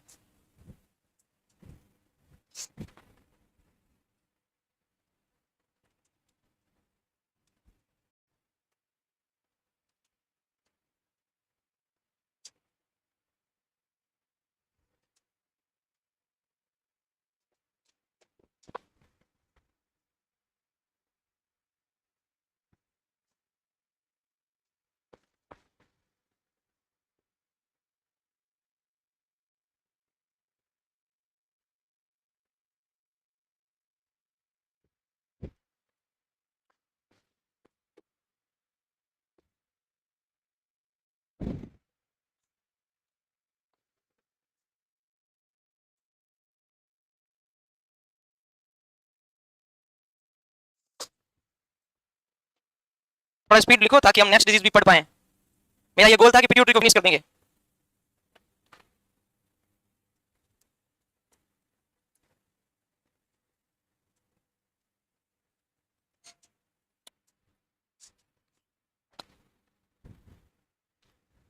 पिट्यूटरी के डिसऑर्डर तक कल के टेस्ट में आएगा ना, हो सकता है सीएचएन का कोई 2-4 टॉपिक क्वेश्चन आ जाए। है क्या कम्युनिटी 2-4 क्वेश्चन कोई?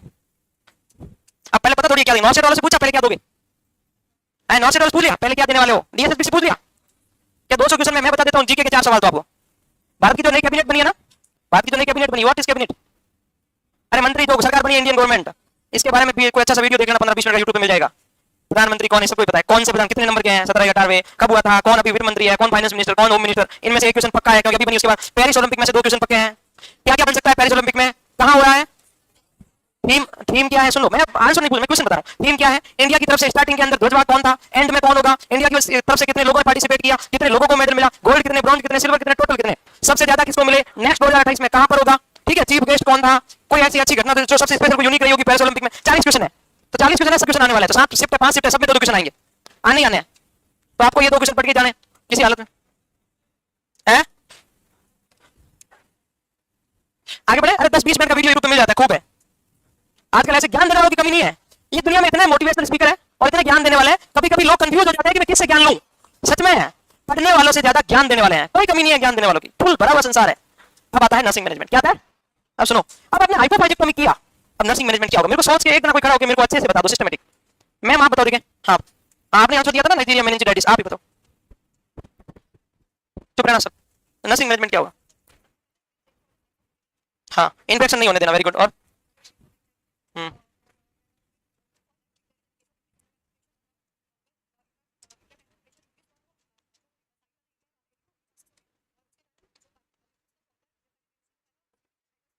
इंक्रीज आईसीपी अगर बाई चांस हो रहा है, उसको कम करने के लिए हम क्या क्या करेंगे?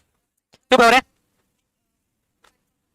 ये तो फार्माकोलॉजिकल मैनेजमेंट हो गया, ग्लिसरॉल, मैनिटॉल, एसिटाजिलोमाइड, ब्रोन, कार्बनिक एनहाइड्रेजन इनहिबिटर, वहां से फ्लूइड को निकाल के ब्लड वेसल्स में डाल के यूरिन के साथ में बाहर निकाल देंगे। Hypertonic osmotic diuretic mannitol. उसके अलावा नर्सिंग मैनेजमेंट बताओ कौन सी? 30 डिग्री एलिवेट, 60 भी नहीं करना है ना, 30 पे प्रेशर नॉर्मल रहेगा। और 5 चोपड़ा में, और अच्छा, और हम क्या करेंगे और क्या नहीं करेंगे इंक्रीज आईसीपी से प्रिवेंट करने के लिए? कोई क्या करेंगे, ये 4 चीजें बतानी है। क्या नहीं करेंगे, 4 चीजें बतानी है। 8 के 8 9 सेट के क्वेश्चन है, किसी को याद हो तो कोई आंसर कर सकता है। करेंगे क्या क्या करेंगे हम? ये हेड एलिवेट रखेंगे, सबसे इंपॉर्टेंट। क्या नहीं करेंगे? विग्रस सक्शन नहीं करेंगे, लेकिन पहले इंटिब्यूटेड है, सीक्रेशन आ रहा, सक्शन करेंगे नहीं, तो फिर क्या करेंगे? सीक्रेशन कैसे बाहर आएगा? अंदर एटी ट्यूब में सक्शन है, ट्रेकिया नहीं करेंगे तो बाहर कैसे आएगा? क्या करेंगे फिर? जब किसी भी पेशेंट की हाइपोफाइजेक्टोमी हो रखी है और हमें किसी भी पेशेंट को किसी भी प्रकार की स्टिमुलाई देनी है, नॉट ओनली सक्शन, पेन, किसी भी प्रकार की स्टिमुलाई देनी है, चाहे उसकी आर्टेरियल लाइन भी लगानी है, किसी भी प्रकार की स्टिमुलाई से पहले कौन सा इंजेक्शन आईवी लगाना है? Lignocaine, 90 second before any procedure. तो हर बार सक्शन करते से पहले भर के रखते हैं बेड साइड, लिग्नोकेन 1 mg पर KG of body weight. Lignocaine कौन सा? जो वो सुन करने वाला होता है ना, वही लिग्नोकेन 1 mg पर KG, 90 second before any procedure, ताकि मरीज के रिफ्लेक्स डाउन हो जाए। फिर हम लोग उसको और क्या कर सकते हैं और क्या नहीं करना है, चलो ये बताओ। मरीज को स्नीजिंग जितना हो सके अवॉइड करवाना, कफिंग जितना हो सके अवॉइड करवाते हैं, पेन जितना हो सके उतना अवॉइड करवाना है, लाइट जितनी हो सके उतनी अवॉइड करवानी है, स्टिमुलेशन जितना हो सके उतना अवॉइड करवाना है, पीसीओ2 जितना हो सके उतना कम रखना है। क्या? पीसीओ2, नॉर्मल पीसीओ2 कितना होता है? 35 से 45 mmHg। इंक्रीज आईसीपी के पेशेंट में पीसीओ2 30 to 35 रखना है, क्योंकि जितना ज्यादा पीसीओ2 होगा इसका मतलब CO2 रिटेंशन हो रहा है, उसी को तो बोलते हैं CO2 रिटेंशन। ब्रेन को इरिटेट करता है, ब्रेन इरिटेट होगा, इंक्रीज आईसीपी होगा। कुल मिला के एक वर्ड में बोल दूं, मरीज को एक भी % अनकंफर्टेबल नहीं रखना है। चाहे बेड शीट में रिंकल्ड है, चाहे उसके कोई पिन चुभ रही है, चाहे उसके पेन हो रहा है, चाहे वो स्नीजिंग कर रहा है, चाहे वो कफिंग कर रहा है, इवन नोज ब्लो भी नहीं करवाना है। नोज ब्लो भी ये हो सके जल्दी अवॉइड करते हैं, लेकिन वेंटिलेटर पेशेंट है तो क्यों नोज ब्लो करेगा? वो तो अनकॉन्शियस है। तो आप क्या कर सकते हो? कोई पेनफुल स्टिमुलाई देते हो, उससे पहले लिग्नोकेन देना है। क्या देना जी? 30 डिग्री सेंटीग्रेड पोजीशन ऊपर रखनी है, पीसीओ2 का बिलो नॉर्मल रखना है, स्लाइटली, सब नॉर्मल बोलते हैं उसको, क्योंकि पीसीओ2 इरिटेट करेगा ब्रेन को। ठीक है, और कुछ? फ्रीक्वेंटली पोजीशन चेंज करनी है, वेरी गुड। और कुछ? एग नाम सुना है? एग, जैसे एग होता है, एग को किस में रखते हैं? वो क्या बोलते हैं उसको? ट्रे में रखते हैं। क्या हम ट्रे में से निकाल के किसी कट्टे में भर सकते हैं? एग को क्या हो जाएगा भाई? बैक हो जाएंगे। ट्रे में क्यों रखते हैं? सेफ रहते हैं। तो ऐसा एक मैट्रेस आता है, उसको बोलते हैं एग कैरेट मैट्रेस। किसमें यूज करते हैं? हाइपोफाइजेक्टोमी की सर्जरी के बाद। क्यों? क्योंकि मैंने अभी थोड़ी देर पहले बताया कि किसी भी पेशेंट की क्रेनियोटोमी या कोई भी ब्रेन की सर्जरी करते हैं तो वो हटा देते हैं। तो अब हार्ड सरफेस पे ऐसा मैट्रेस आता है जिसमें एग, जैसे एग का जो ट्रे होती है उसी टाइप का हेड का भी शेप होता है, जैसा हेड रखोगे वैसे उसका शेप हो जाता है, बहुत सॉफ्ट आता है, एक न्यूमोटिक टाइप बेड आता है। उसको एग कैरेट मैट्रेस अगर अवेलेबल होता है, नहीं होता, बहुत हाई लेवल की न्यूरोसर्जिकल यूनिट होती है, वहीं पर होता है, उसको बोलते हैं एग कैरेट मैट्रेस। और फ्रीक्वेंट पोजीशन चेंज करना है, नहीं करोगे क्या होगा? जैसे आप ऐसे सो रहे हो तो अभी साइड पूरा फ्लूइड आ गया, थोड़ी देर बाद एडिमा हो जाएगा। अब आप थोड़ी देर बाद चेंज नहीं किया तो इधर ज्यादा एडिमा हो जाएगा, इधर से कम हो जाएगा, तो पोजीशन चेंज करते रहना है। और सबसे खास बात बताओ कोई, एक बात बाकी रही, एक बात बाकी रही, क्या है? मैंने बोला 30 डिग्री हेड एलिवेट रखना है, ठीक है, मान लिया मैंने 30 डिग्री हेड एलिवेट कर दिया, मैं ऐसे सुला दिया, मेरा बॉडी ऐसे है, मरीज ऐसे सो रहा है, इंक्रीज आईसीपी होगा, होगा। मरीज ऐसे कर रखा है, मैंने सर ऐसे कर दिया, होगा। मरीज ऐसे सो रहा है, 30 डिग्री एलिवेट है, मैंने ऐसे कर लिया, होगा। मैंने और एक्सटेंड कर दिया, आईसीपी बढ़ेगा। हेड को मिड लाइन, उसको बोलते हैं न्यूट्रल पोजीशंस। न्यूट्रल का मतलब क्या होता है? जैसे बॉडी का अलाइनमेंट है वैसे हेड रहना चाहिए। पेशेंट ऐसे है तो हेड भी ऐसे, मतलब ऐसे नहीं होती पेशेंट, ये गलत, ये गलत। जैसे पेशेंट की बाकी बॉडी है, हेड भी उसी अलाइनमेंट में रहना चाहिए, उसको बोलते हैं head mid line and neutral. आप किसी ने आईसीयू में काम किया होगा, कंसल्टेंट राउंड पे आता है, वो बोलता है कोई भी आपका न्यूरोसर्जरी का कोई भी, चाहे उसकी हाइपोफाइजेक्टोमी नहीं हो रखी है, जिस पेशेंट को अल्टर्ड सेंसोरियम होता है, उसको डॉक्टर बोलता है head should be in the mid line and neutral positions. उसको बोलते हैं prevent increase ICP measures. Increase ICP measures use करने होते हैं, नहीं बेटा उससे पहले यूज कर लो, वरना मरीज ऐसे सोएगा, पेशेंट को प्रेशर लगेगा, ब्रेन को ऑक्सीजन नहीं जाएगी, इरिटेट होगा, मतलब किसी भी प्रकार की उसको परेशानी नहीं डालनी। ओवर एक्सटेंड करोगे गलत है, फ्लेक्शन करोगे गलत है, मिड लाइन और न्यूट्रल। क्या सारी बातें याद होगी?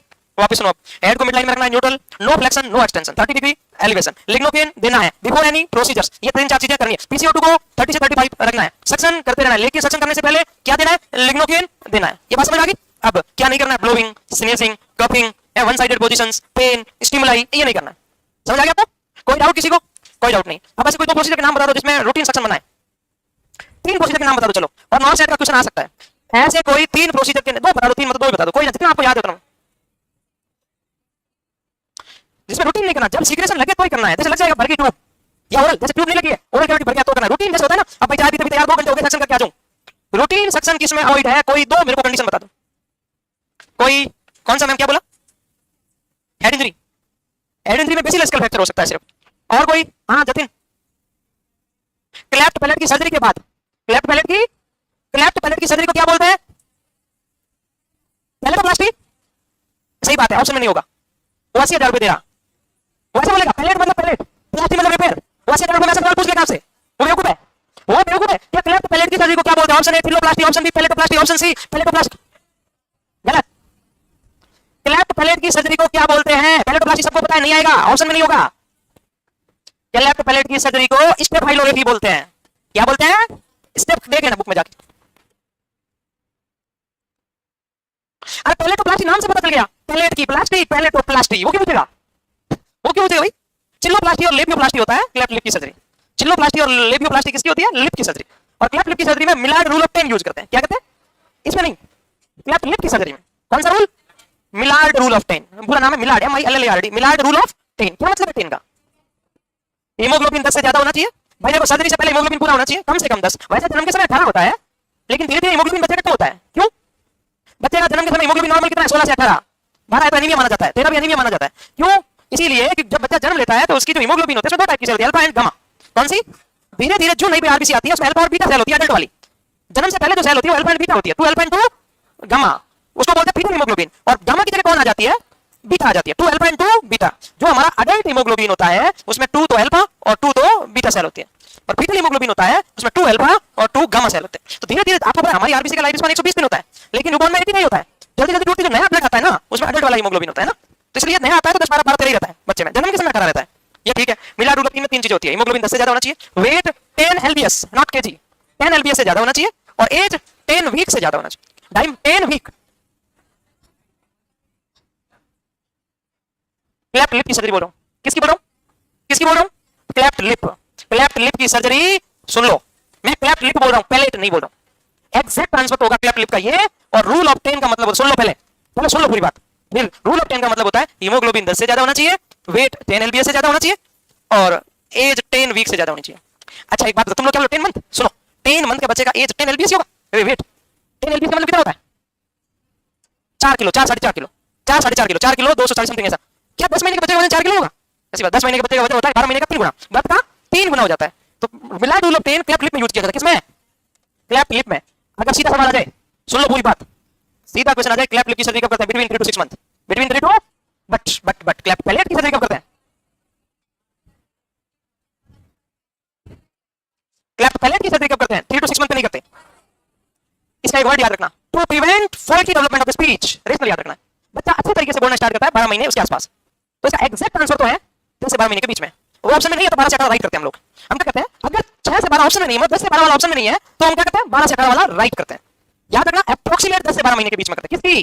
क्लेफ्ट पैलेट की, क्लेफ्ट लिप की 6 महीने से पहले 3 to 6 मंथ, इसलिए 2 महीने लिखा मैंने। 10 वीक का मतलब अप्रोक्सीमेट 2.5 से 3 महीने, कम से कम ये सर्जरी। मिलार्ड रूल ऑफ 3 का मतलब क्या है? सर्जरी करने का इनिशियल स्टार्टिंग क्राइटेरिया क्या है? कम से कम 2.5-3 महीने का हो जाना चाहिए क्लेफ्ट लिप में। 10 महीने नहीं है, 2.5-3 महीने। समझ में आ रहा है क्या बोल रहा हूं? 2.5-3 महीने मतलब 3 से 6 का मतलब क्या है? कम से कम 2.5 महीने को क्रॉस कर गया, 2.5। 10 वीक का मतलब यही हुआ ना।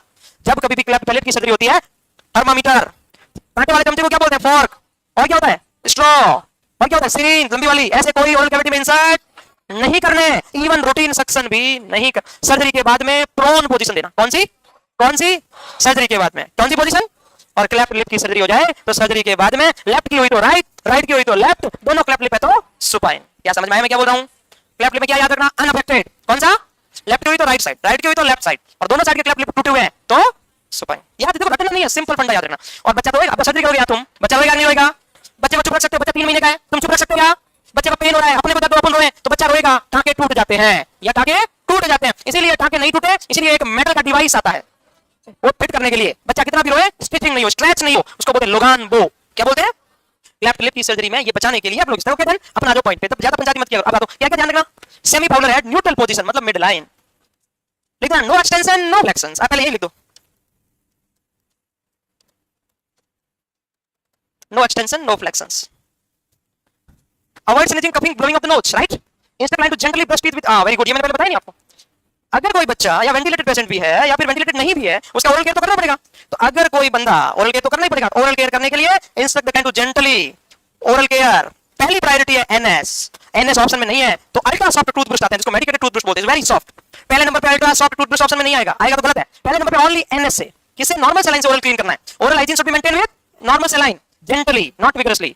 और एनएस ऑप्शन में नहीं हो तो ultra soft toothbrush, very good. तो ऐसे लिख देना, instruct the client to gently oral care with NS, फिर उसके बाद में लिखना then brush teeth with ultra soft toothbrush.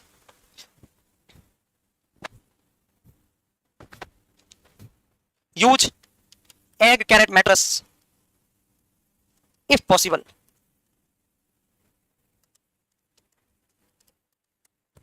Egg carrot mattress if possible. Before any invasive procedure,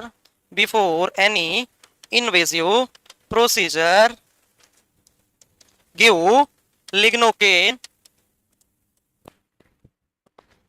IV 90 seconds before 1 mg per kg, ताकि stimulus क्या हो जाए? कम हो जाए।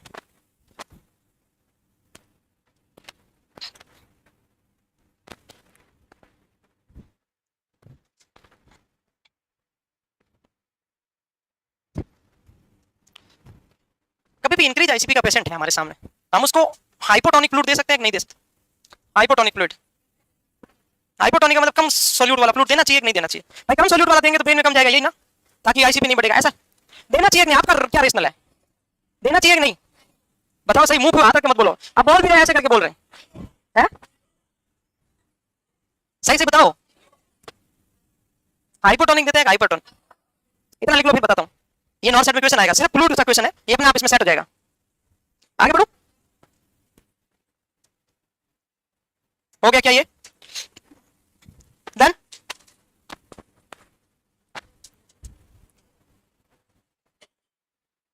सवा 4 हो गई, पिट्यूटरी पूरा नहीं हुआ अभी। नॉन सेट की सबसे इंपॉर्टेंट डिसऑर्डर होता है पोस्टीरियर पिट्यूटरी। नॉन सेट का सबसे फेमस टॉपिक पोस्टीरियर पिट्यूटरी, सबसे फेमस, वो अभी स्टार्ट ही नहीं हुआ। और दूसरे नंबर पे फेमस होता है हाइपोफाइजेक्टोमी के कॉम्प्लिकेशन ऑफ नर्सिंग मैनेजमेंट। ये हाइपो और हाइपरपिट्यूटरी के साइन सिम्टम नहीं पूछता, वो उसको मतलब ही नहीं है क्या करना है उसको एक्रोमेगलिक एजेंटिज्म से, उसको बेसिक मानता है, सबको पता है। ये नहीं पता होता तो ये कहते हो 10 मंथ लिप में 10 महीने तक बच्चा दूध नहीं पिएगा, ऐसे रख लोगे तुम। लेफ्ट लिप की सर्जरी में सकिंग कैपेसिटी नहीं रहती ना, फिर जब तक सर्जरी नहीं होती हम उसको बच्चे को एक टेक्निक यूज करते हैं। कौन सी टेक्निक यूज करते हैं? मैंने एक दिन आपको क्वेश्चन दिया था, लैटिन की फुल फॉर्म पढ़ के कोई पढ़ के नहीं आया, मेरे को बताया नहीं किसी ने, मिला ही नहीं। कैसे नहीं मिला? पढ़ोगे तो मिलेगा।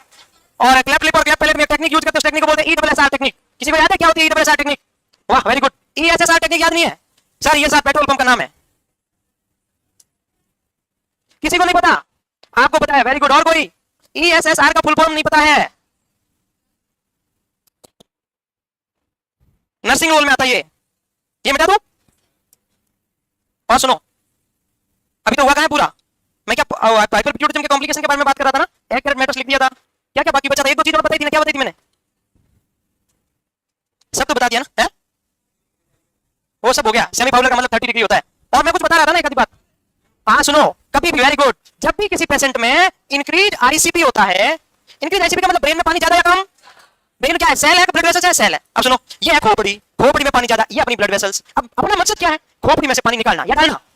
भाई इंक्रीज आईसीपी का मतलब यहाँ फ्लूइड ज्यादा है, अपने का मकसद क्या है? निकालना। भाई एडिमा कम करना, बढ़ाना। जब भी इंक्रीज आईसीपी होता है तो उसको सेरेब्रल एडिमा कहते हैं। क्या कहते हैं? Cerebral oedema. सेरेब्रल एडिमा को कम करने के लिए क्या करेंगे? सुनो, ब्लड वेसल्स, ये है ब्लड, ब्लड में होता है मैक्सिमम लिक्विड प्लाज्मा में, किसमें? और प्लाज्मा की ऑस्मोलैरिटी होती है 290 से 300। यस और नो? कितनी होती है? यस और नो? सही है। अब ये 290 और 300, अगर मैं किसी पेशेंट को इतनी ऑस्मोलैरिटी वाला फ्लूइड दूंगा जैसे एनएस, आरएल, तो ना तो इतना वाला कम होगा ना इतना वाला बढ़ेगा, सेम रहेगा। तो अपना पर्पस क्या है? ये कम करना है। ये क्या करना है? कम करना है। अब सुनना, अगर मैं इस पेशेंट को हाइपो, ये कैनुला लगा दिया मैंने, ये आईवी लाइन में क्या लगा दिया? कैनुला। अगर मैंने हाइपोटोनिक फ्लूइड दे दिया, सुनना, अब हाइपोटोनिक का मतलब क्या है? जिसकी ऑस्मोलैरिटी इनसे कम है, जैसे half NS, 1/3 NS, D3%, NS नहीं, D3%, डेक्स्ट्रो3%। अगर मैंने हाइपोटोनिक दे दिया, सुनना, तो ये फ्लूइड कहां जाएगा? ब्लड वेसल्स में। अब एग्जांपल आपको याद है, ये 3 लीटर में 6 नींबू थे, हमने पानी डाल दिया 2 लीटर और नींबू मिलाया ओनली 1, मतलब पहले प्लाज्मा ऑस्मोलैरिटी 290 थी, हमने ऐसा पानी दिया जिसकी ऑस्मोलैरिटी 290 नहीं है, तो एंड रिजल्ट क्या होगा? ऑस्मोलैरिटी 290 से कम हो जाएगी, ज्यादा कम हो जाएगी, क्योंकि ब्लड क्या हो गया? डाइल्यूट हो गया ना, हमने जो दिया उसकी कम है, तो ये इसके अंदर जाके घुला। भाई हाइपोटोनिक का डेफिनेशन क्या है? ऐसा फ्लूइड जिसमें सोल्यूट तो कम है, सॉल्वेंट ज्यादा है। सॉल्वेंट मतलब वाटर, तो ये ज्यादा गया, तो इसको क्या कर दिया? कम कर दिया। और आपको एक चीज पता है, जितना कंसंट्रेशन ज्यादा होता है वो दूसरों को अपनी तरफ खींचता है, जितना कंसंट्रेशन ज्यादा होता है वो अपनी तरफ खींचता है। आप बहुत ज्यादा मीठा खा लो, आपको प्यास नहीं लगे तो मेरे को बताना, आप बहुत ज्यादा नमक खा लो, आपको प्यास नहीं लगे तो मेरे को बताना, क्योंकि दोनों चीजें क्या करती है? खींचती है पानी को, अपनी तरफ अट्रैक्ट करती है। ज्यादा नमक हाइपरटेंशन में कॉन्ट्राइंडिकेटेड क्यों है? क्योंकि नमक डेंजरस नहीं है, नमक की वजह से पानी को बॉडी पानी मांगेगी और वो खतरनाक है। तो जब ये बॉडी की ऑस्मोलैरिटी क्या होगी? कम होगी, तो कंपैरेटिवली इसकी बढ़ गई। भाई पहले इसकी 290 थी, इसकी माना की 290, अब इसमें हाइपोटोनिक फ्लूइड दिया तो इसकी क्या होगी? कम, तो बढ़ी किसकी?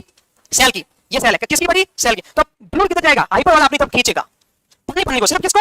बॉडी में कभी भी कुछ भी अबनॉर्मलिटी होती है तो पहले बॉडी अपने लेवल पे मैनेज करती है, बॉडी कोशिश करेगी मैं इसको ठीक करूं। इसको ठीक 2 तरीके से किया जा सकता है, या तो किडनी से बाहर फेंक दे या सेल में डाल दे, या सेल में डाल। तो सेल में कंसंट्रेशन ज्यादा है, ऑटोमेटिकली ज्यादा होगी, ज्यादा हुई तो खींचेगी और ज्यादा एडिमा हो जाएगा और ज्यादा आईसीपी बढ़ जाएगा। तो जब कभी इंक्रीज आईसीपी होता है हाइपोटोनिक फ्लूइड नहीं देते, तो हाइपर देख लेना।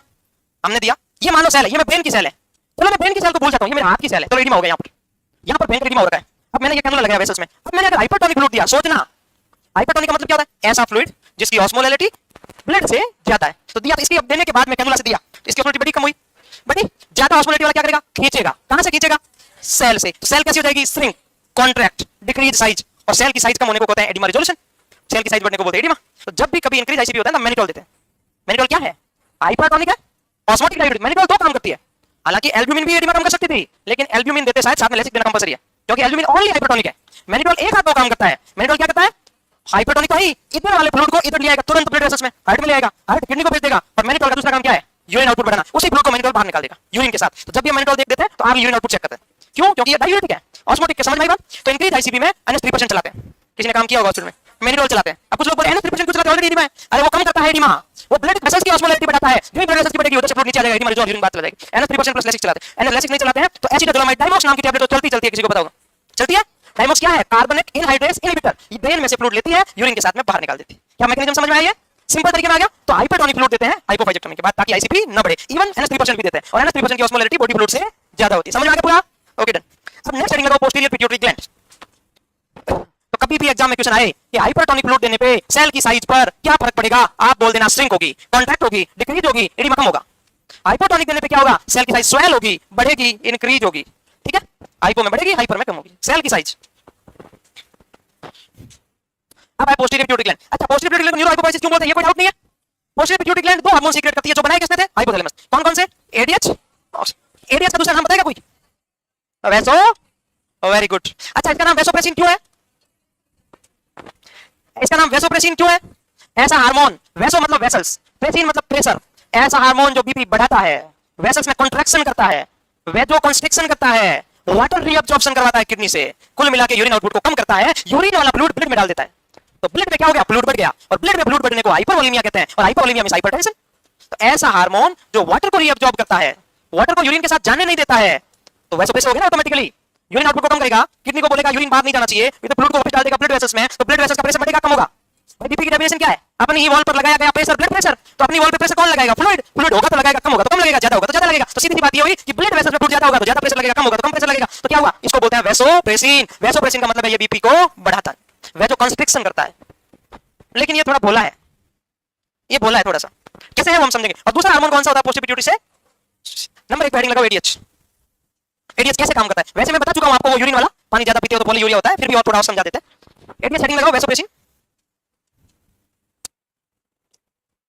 अच्छे से समझना, ये डिसऑर्डर समझ में आ गया तो डिजीज समझ में आ गई, डिसऑर्डर समझ में नहीं आया तो डिजीज समझ में नहीं आई। 2 डिजीज इसमें, हमारी 2 डिजीज पूरी हो चुकी है, 2 डिजीज और पढ़ेंगे, पिट्यूटरी फिनिश, फिर सीधा थायराइड स्टार्ट हो जाएगा। अभी तक जितना पढ़ा पूरा याद है?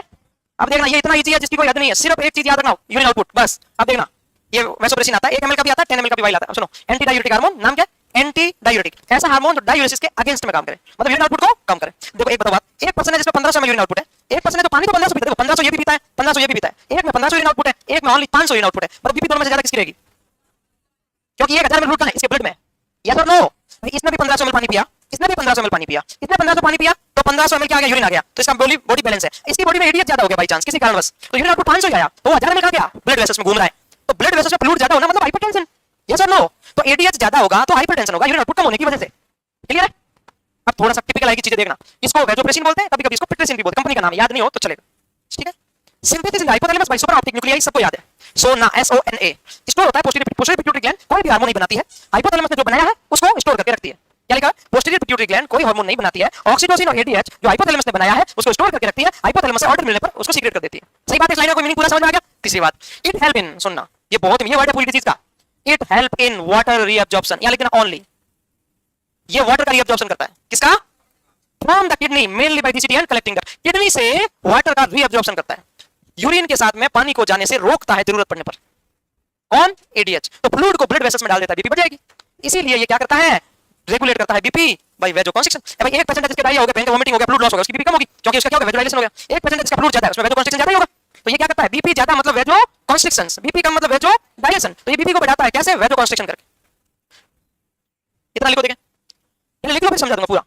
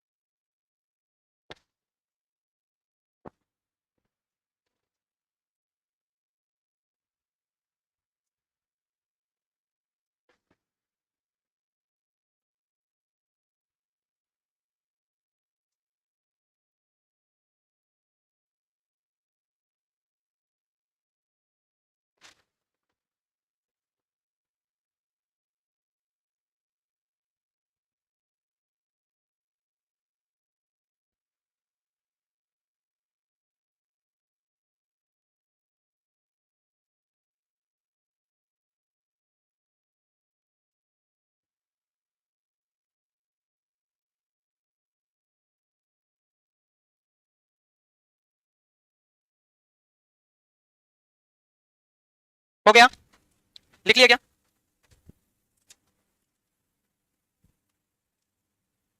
आगे बढ़ू क्या?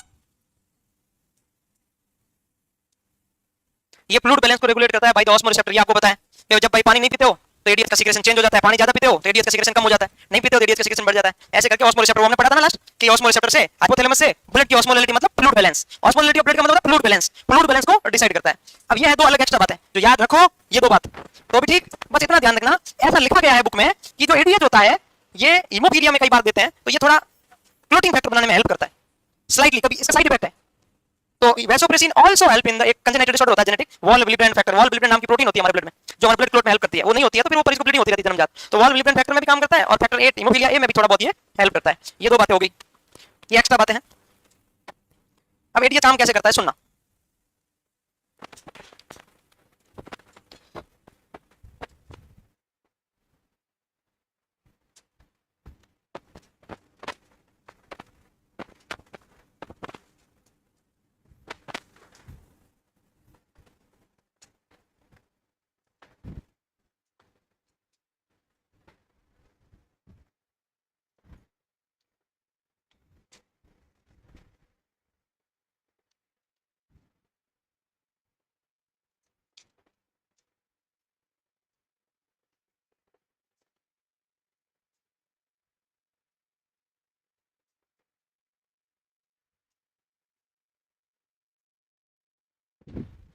लिख लिया? अब दो बातें लिख रहा हूं, यहीं से डिजीज स्टार्ट होगी। अगर बाई चांस एडीएच की डेफिशिएंसी हो जाए डिसऑर्डर को क्या बोलते हैं, और इसका जस्ट अपोजिट लिखो, अगर बाई चांस एडीएच बढ़ जाए उसको क्या बोलते हैं, ऐसा एडीएच, दोनों नाम लिख लो। और डायबिटीज इंसिपिडस के नीचे अंडरलाइन करना, ऐसा एडीएच के नीचे भी अंडरलाइन कर लेना। तो दो डिजीज पढ़ ली, अब हम पढ़ेंगे डिजीज नंबर 3 डायबिटीज इंसिपिडस और डिजीज नंबर 4 ऐसा एडीएच। अगर एडीएच की डेफिशिएंसी हो जाए तो उसको क्या बोलते हैं, डायबिटीज इंसिपिडस। इसमें शुगर का कोई रोल नहीं है, तुम डायबिटीज नाम सुन के शुगर कर दोगे, ग्लूकोज का कोई रोल नहीं है। डायबिटीज का मतलब यहाँ पर पॉलीयूरिया है, मेलाइटिस का मतलब शुगर होता है, डायबिटीज का मतलब पॉलीयूरिया होता है, मेलाइटिस का मतलब शुगर होता है, ये डायबिटीज इंसिपिडस है, तो polyuria due to ADH.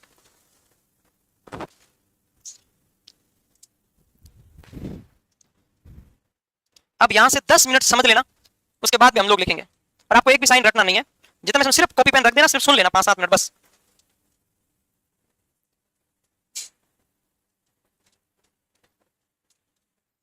ADH BP बढ़ाता है कम करता है?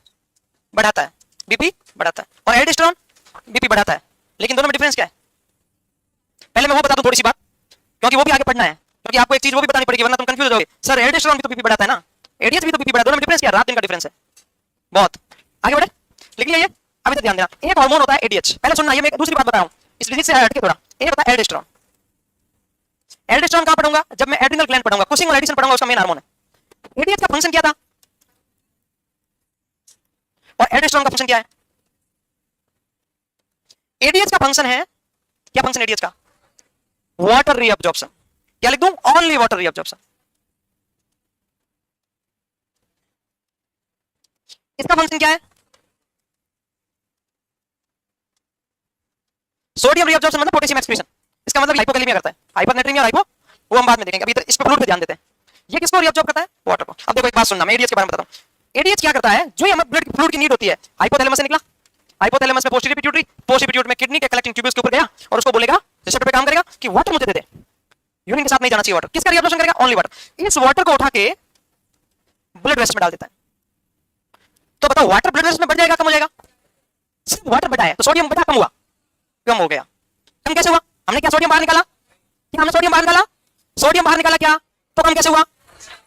क्योंकि हमने वाटर ज्यादा भर दिया। सोडियम उतना का उतना है, पहले सोडियम 140 था, हमने उसके अंदर 2-3 लीटर वाटर डाल दिया तो सोडियम डाइल्यूट नहीं हुआ। तो जब भी एडीएच ज्यादा होता है, हाइपरटेंशन विद हाइपोनेट्रीमिया होता है। क्यों? क्योंकि एडीएच सिर्फ वाटर रीअब्जॉर्प्शन करता है और वाटर और सोडियम के बीच में फ्रेंडशिप वन साइडेड है। ये आपको पहले से पता ही होगा, भूल गए? याद है?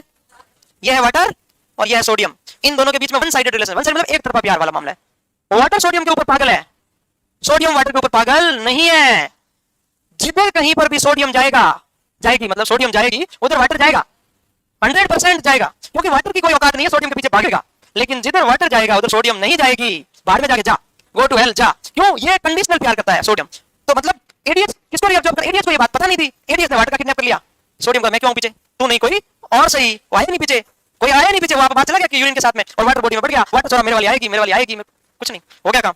और लेकिन एल्डोस्टेरोन इज मोस्ट चालू, इसने किडनैप किसका किया? और सोडियम जिधर जाएगा वाटर पीछे आएगा। तो फिर जो सोडियम का रिटेंशन किया, इसने वाटर का किया नहीं, इसने कहा इसमें से छान के सोडियम निकाल लो, कलेक्टिंग ट्यूब से क्या निकाल लो? पीसीटी से, और यहां से किडनी की ट्यूब से सोडियम जिधर गया वाटर पीछे आ गया, पूरा का पूरा वाटर यूरिन के साथ गया ही नहीं, तो बॉडी में बीपी बढ़ गई, वाटर सोडियम दोनों बढ़ गए। तो वह ये आना ही था पीछे, इसको पता था ये मेरे लिए लट्टू होगा, आएगा आ गया। तो एल्डोस्टेरोन का काम है सोडियम रीअब्जॉर्प्शन। अभी तक ध्यान दो, अब ये बात पता चल गई आपको। अब मैं बताता हूं एडीएच क्या करता है, ये मैकेनिज्म समझ में आ रहा है, लिखवाने की जरूरत नहीं है इसको। अब देखना, एडीएच सुनना, अब यूरिन आउटपुट को कम करके वाटर का रीअब्जॉर्प्शन बढ़ाता है। तो वाटर रीअब्जॉर्प्शन बढ़ेगा तो वाटर कहां जाएगा बताना? इंफीरियर वेना के बाद सुपीरियर वेना के बाद कुल मिला के हार्ट में जाएगा। तो बताओ हार्ट में प्रेशर बढ़ेगा कम होगा? यस और नो? हार्ट में प्रेशर बढ़ेगा तो लंग्स को फ्लूइड ज्यादा जाएगा कम? ज्यादा। तो पल्मोनरी एडिमा होगा कि नहीं होगा? तो बताओ बीपी बढ़ेगी तो सीवीपी बढ़ेगा कम होगा? बीपी बढ़ेगी तो डिस्टेंट नेक वेन होगी कि नहीं होगी? बीपी बढ़ेगी तो लंग्स को ब्लड सप्लाई ज्यादा होगी तो बाउंडिंग पल्स होगी क्या? वीक वाली 35 पल्स होगी। तो जब कभी भी बीपी बढ़ेगी, बाउंडिंग पल्स होगी तो कौन सी लंग साउंड आएगी? क्रैकल्स। कौन सी? जब कभी भी वाटर का रीअब्जॉर्प्शन बढ़ रहा है तो उसके अंदर सोडियम की मात्रा क्या हो रही है? कम हो रही है। एक मारवाड़ी में अपन बात सुनते हैं कि पानी जब तक नाक के नीचे रहता है तब तक हमें जिंदगी देता है, मतलब जब तक पानी मुंह में जाता है हमारी जान बचाता है, पानी नाक से ऊपर चला जाए तो जान ले लेता है। सही है?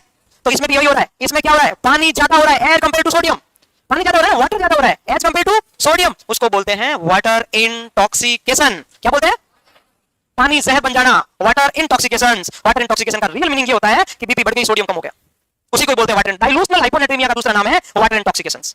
हाइपरटेंशन हाइपोनेट्रीमिया का तीसरा नाम है वाटर इंटॉक्सिकेशन। पानी क्या हो गया बॉडी में? इतना बढ़ गया कि लंग्स और हार्ट के बीच में पानी हो गया, पल्मोनरी एडिमा हो गया, क्रैकल साउंड आ गई, बाउंडिंग पल्स हो गई, डिस्टेंट नेक वेन हो गई, सोडियम कम हो गया। और जब भी सोडियम कम होता है ब्रेन सही काम नहीं करता। आपने पढ़ा होगा हाइपोनेट्रीमिया में ब्रेन में मेंटल राइटर हो जाता है, कंफ्यूजन होता है, सही काम नहीं कर पाता। हाइपर में भी नहीं करता, हाइपो में भी नहीं करता। इलेक्ट्रोलाइट नॉर्मल होना जरूरी है। तो ये सारे साइन किसके हैं? काम एक मिनट सोचो, एडीएच ज्यादा है कम? ज्यादा है। मैंने क्या बोला? एडीएच ज्यादा है तो बीपी ज्यादा है। तो जितने भी मैंने साइन बोले ये कौन सी डिजीज के? डीआई के, ऐसा एडीएच के, ऐसा एडीएच के। एडीएच ज्यादा किसमें होता है? अब सुनो वापस जाओ पीछे, एडीएच ज्यादा किसमें होता है? ऐसा एडीएच में। यस, तो ऐसा एडीएच में बीपी ज्यादा या कम? सोडियम कम या ज्यादा? बाउंडिंग पल्स या वीक वायरी, क्रैकल्स या हाइपोवोलेमिया, डिस्टेंट नेक वेन या स्लो नेक वेन, सीवीपी ज्यादा या कम? ओलिगोयूरिया या पॉलीयूरिया? ओलिगोयूरिया। क्योंकि यूरिन कहां जाएगा? यूरिन तो आएगा ही नहीं क्योंकि ब्लड में चला गया। यूरिन कंसंट्रेटेड या डाइल्यूटेड? डाइल्यूटेड किस? अरे बेवकूफ, माना कि यूरिन में 5 ग्राम यूरिया है, सुनना, माना कि 1500 ml यूरिन में 5 ग्राम यूरिया है, इसलिए यूरिन का कलर पीला है। और यही 5 ग्राम अगर 500 ml में हो तो कलर ज्यादा होगा कम होगा? कलर गहरा होगा कि लाइट होगा? 1500 ml यूरिन में 5 ग्राम यूरिया है, एग्जांपल 1500 ml वाटर में 5 ग्राम यूरिया है, और एक ऐसा है 500 ml वाटर में 5 ग्राम यूरिया है, कंसंट्रेटेड ज्यादा कौन सा होगा? ये होगा ना कंसंट्रेटेड। तो ऐसा एडीएच में ओलिगो यूरिया होता है, और ओलिगो यूरिया का मतलब सॉल्यूट उतने के उतने हैं, सॉल्यूट वही है लेकिन पानी नहीं है। अरे 1 लीटर में 5 नींबू, 100 ml में 5 नींबू, ज्यादा कौन सा खट्टा होगा? 100 ml में 5 नींबू ना। तो ऐसा एडीएच में यूरिन कंसंट्रेटेड होता है, बहुत ज्यादा गाढ़ा डार्क कलर का होता है। समझ में आ रही बात? यूरिन में सोडियम ज्यादा किस होगा? ऐसा एडीएच में डायबिटीज इंसिपिडस, वेरी क्लासिकल सवाल। यूरिन में सोडियम ज्यादा किसमें होगा? यूरिन में ज्यादा सोडियम, ऐसा ही कैसे? सुनो, सोडियम तो इतना ही है जितना बाहर निकलता है। एक 1500 ml में माना कि 1 ग्राम निकले, एक 300 ml में 1 ग्राम निकले, ज्यादा किसमें होगा? 300 ml पानी में 1 ग्राम यूरिन। भाई कंसंट्रेशन, एक में 1 लीटर में 2 नींबू मिलाऊं, एक में 300 ml में 2 नींबू मिलाऊं, तो ज्यादा कौन सा हुआ? नींबू। 300 ml में 2 नींबू वाला हुआ ना, तो यूरिन सोडियम ज्यादा किसमें होगा? कुल मिला के इतना याद नहीं होता, मत जाओ। कंसंट्रेटेड यूरिन किसमें होगा? ऐसा एडीएच। यस। ओलिगो यूरिया किसमें होगा? हाइपरटेंशन किसमें होगा? बाउंडिंग पल्स किसमें होगी? डिस्टेंडेड नेक पेन किसमें होगा? सीवीपी ज्यादा किसमें होगा? वेट गेन किसमें होगा? बस इसका उल्टा सब कर लो। Diabetes insipidus. वेट लॉस किसमें होगा? डिहाइड्रेशन किसमें होगा? बीपी कम किसमें होगी? समझ में आ रहा है कुछ? हाइपरनेट्रीमिया किसमें होगा? डायबिटीज इंसिपिडस में। हाइपरनेट्रीमिया क्यों हुआ? हीमो कंसंट्रेशन, हीमो फ्लूइड बाहर चला गया, सोडियम उतना का उतना है। अब देखो इसका उल्टा करो, रखना नहीं है, समझना है। अब माना, देखो अब मैंने कॉम्प्लिकेटेड बताया, अब मैं एकदम सिंपल बता रहा हूं। माना कि एडीएच कम हो गया, अब सुनना, एडीएच कम हो गया, उसको क्या बोलते हैं? Diabetes insipidus. सुनना, आप डेफिनेशन तो पता है, ऐसा डिसऑर्डर जिसमें एडीएच नहीं होता उसको क्या बोलते हैं? Diabetes insipidus. अब सुनना, एडीएच कम हो गया, एडीएच का काम होता है यूरिन आउटपुट को कम करना। यूरिन आउटपुट को कम करने वाला है ही नहीं, तो यूरिन जाएगा फुल, तो क्या होगा? पॉलीयूरिया। पॉलीयूरिया का मतलब यूरिन कैसा? पानी जैसा। पानी जैसा मतलब डाइल्यूटेड, डाइल्यूटेड का मतलब एकदम पानी। स्पेसिफिसिटी कम या ज्यादा? कम। स्पेसिफिसिटी का मतलब क्या होता है? यूरिन में सोल्यूट की मात्रा, तो डाइल्यूटेड यूरिन है तो कम है, कंसंट्रेटेड है तो ज्यादा है। नॉर्मल स्पेसिफिसिटी कितनी होती है? 1.010 टू 1.025। यस, इतनी होती है। तो 1.0 से कम हो जाएगी, क्योंकि यूरिन इज डाइल्यूटेड। अब बताओ, ये पूरा का पूरा फ्लूइड बाहर निकल गया, तो फ्लूइड को कहां आना चाहिए था? ब्लड वेसल्स में वापस रिएक्टिव नहीं हुआ, इसका मतलब बॉडी ब्लड वेसल्स में से फ्लूइड निकल गया, तो बीपी कम या ज्यादा? अब बीपी कम क्यों? क्योंकि फ्लूइड नहीं है, तो सोडियम बाहर निकला। क्या सोडियम कहां है? ब्लड वेसल्स में। तो हाइपरनेट्रीमिया, हाइपोनेट्रीमिया, अब डिहाइड्रेशन के साइन याद क्या रखना? हाइपोटेंशन, हाइपरनेट्रीमिया और यूरिन कैसा, 3 चीजें याद रखनी। ऐसा एरिया में 3 में से क्वेश्चन आता है, इसमें भी 3 में से आता है। किसी को कोई डाउट? दोनों चीज आपकी तैयार हो गई अच्छे से, एकदम ओके, कोई डाउट ही नहीं है। समझ में आया? अब थोड़ा सा चीजों को घुमाते हैं भाई, देखो सिंपल टू कॉम्प्लेक्स। मैंने आपको बता रहा हूं डायबिटीज इंसिपिडस, ठीक है? अब लिखना नहीं, अब भी और सुनना है। डायबिटीज इंसिपिडस मतलब क्या होता है? एडीएच की कमी। एडीएच की कमी क्यों हो सकती है? पहला कॉज बताओ। 3 कॉज है। इसका क्लासिफिकेशन कितने टाइप से है? 3। अब देखो, मैं रास्ते से जा रहा था, तुझे ठोकर लगी तो मैं क्या करूं? उठा लेता और क्या? डायबिटीज इंसिपिडस होने के 3 कॉज है। पहला सेंट्रल कॉज, ब्रेन में पचीज लग गया। सेंट्रल कॉज हाइपोथैलेमस या पिट्यूटरी डैमेज हो गई। कौन सा कॉज? तो कितने टाइप का होता है क्लासिफिकेशन? 3। एक होता है सेंट्रल डायबिटीज इंसिपिडस, ऐसा डायबिटीज जिसमें ब्रेन इंजरी हो जाए। ब्रेन में 2 चीजें आती है, पिट्यूटरी और हाइपोथैलेमस। क्वेश्चन आ सकता है, पोस्टीरियर पिट्यूटरी या ब्रेन डैमेज हो गया, कौन सा डायबिटीज इंसिपिडस है? सेंट्रल। कौन सा? सेंट्रल। दूसरा नेफ्रोजेनिक डायबिटीज इंसिपिडस, ब्रेन सही है, एडीएच पूरा है, आपके पास में 10, 50, 100, 200 की है, लेकिन जिस रूम से आप रूम का जिस की से लॉक लगाया था वो की नहीं आपके पास, क्या ताला खुलेगा? नेफ्रोजेनिक, क्योंकि एडीएच कहां जाके काम करता है? किडनी पे, कलेक्टिंग ट्यूब्यूल्स पे, रिसेप्टर ही नहीं है जन्मजात। कंजेनाइटली रिसेप्टर ही नहीं बने कि एडीएच वहां जाके वाटर रीअब्जॉर्ब कर पाए। कंजेनाइटली रिसेप्टर ही नहीं बने कि एडीएच कलेक्टिंग ट्यूब्यूल्स पे जाके रीअब्जॉर्ब कर पाए। तो एडीएच फुल है, पूरा है, लेकिन रिसेप्टर नहीं है। तो nephrogenic diabetes insipidus is genetic. Question आएगा कि एनडीआई का कॉज क्या है? जेनेटिक है। कि कंजेनाइटली रिसेप्टर नहीं है, तो एडीएच खूब पड़ा है, पड़ेगा क्या काम? एडीएच का काम है ना कि किडनी पे जाके वाटर रीअब्जॉर्ब करे, रिसेप्टर नहीं है तो कैसे काम करेगा? तीसरा लिप्सोजेनिक। कुछ लोग बहुत ज्यादा ओवर सेंसिटिव होते हैं, आदत पड़ गई मैं तो 10 लीटर पानी पीऊंगा, कुछ भी हो जाए, तो उसमें एडीएच की एक लिमिटेशन होती है कि तुम वही पानी ज्यादा पियो, ठीक है? कोई 10 लीटर पानी रोजाना, एडीएच बोलेगा जाते करना जो कर ले। ज्यादा पानी पियोगे बहुत ज्यादा, तो एडीएच धीरे धीरे कम हो जाएगा। अगर मेरी बात मान, मैं कितना काम करूं आके? Bad habits, increase water intake, उसकी वजह से पॉलीयूरिया होने लगता है। अब बहुत ज्यादा पानी पीते हो 2-4 साल से, तो यूरिन कम आएगा, ज्यादा आएगा, तो रिलेटिवली एडीएच कम काम करना शुरू कर देता है। That is excessive water intake या bad habit. Excessive water intake या कोई बैड हैबिट, ज्यादा पानी पीने वाली। 3 हो गए। अब आते हैं कॉज। क्यों हो सकता है? वही injury, infection, trauma, tumour, infection, कुछ भी लिखो। कॉज क्या है भाई? हाइपोवाइजेक्टोमी किया, एक्सीडेंट हो गया, बाइक से गिर के, कार से गिर के, झूले से गिर के, पंखा ऊपर गिर के, हम पंखे के ऊपर गिर के, कुछ भी हुआ भाई, कोई रीजन हो सकता है, हो सकता है कि नहीं होता? जेनेटिक। कॉज में क्या है? कॉज आएगा ही नहीं, कॉज एक ही याद रखना। नेफ्रोजेनिक का कॉज क्या है? जेनेटिक। एक्सेसिव का कॉज क्या है? Excessive water. लिप्सोजेनिक का क्या है? Excessive water. सेंट्रल का क्या है? इंजरी, इन्फेक्शन, ट्रॉमा, ट्यूमर, क्रेनियोटॉमी, कुछ भी लिखो जिसमें ब्रेन इंजरी हो, चाहे इन्फेक्शन हो, injury, infection, trauma, tumour. Clear हो गया? ये क्लियर हो गया? अब कोई डाउट इसमें? डाउट कहां से होगा? आप अब देखो, पहले लिखना नहीं है, ऑक्सीटोसिन बाद में बताऊंगा, पहले मेरे को ये हो गया, फिर ऑक्सीटोसिन साइड में, तो साइड में रह रहे हैं। Hello hormone, posterior pituitary gland, पहला डायबिटीज इंसिपिडस। कुल मिला के देखना नहीं है, टाइम ही हो गया, सिर्फ समझना है किसकी डेफिशिएंसी कहां से? न्यूरोहाइपोफाइसिस से। एडीएच करता क्या है? यूरिन आउटपुट को कम करता है। अगर यूरिन आउटपुट कम होगा तो एडीएच कम होगा तो यूरिन आउटपुट क्या होगा?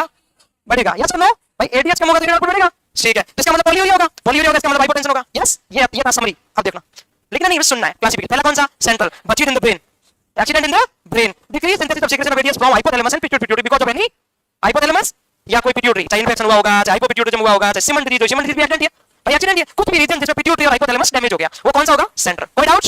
लिखना नहीं है, बस सुनना है। नेप्रोजेनिक कॉज एक ही याद रखना, जेनेटिक। रिस्पॉन्ड ही नहीं कर रहा है, एडिएट रिसेप्टर ही नहीं है, खराब हो गया। Most common genetic. यस। तीसरा डिप्सोजेनिक, बहुत ज्यादा वाटर ले रहा है, कितना पी रहा है, इतना पी रहा है, एडिएट काम करने कम कर दिया। जा एडिएट कितना काम करे आखिर? बस हाइपरनेट्रीमिया, आदत, ज्यादा पानी पीने की आदत, तो इसकी वजह से हो गया। अब आता है तीसरा साइन सिम्टम। अब देखो साइन सिम्टम को लिखेगा नहीं, आप आराम से देखना। पॉलीयूरिया, किसी को कोई डाउट?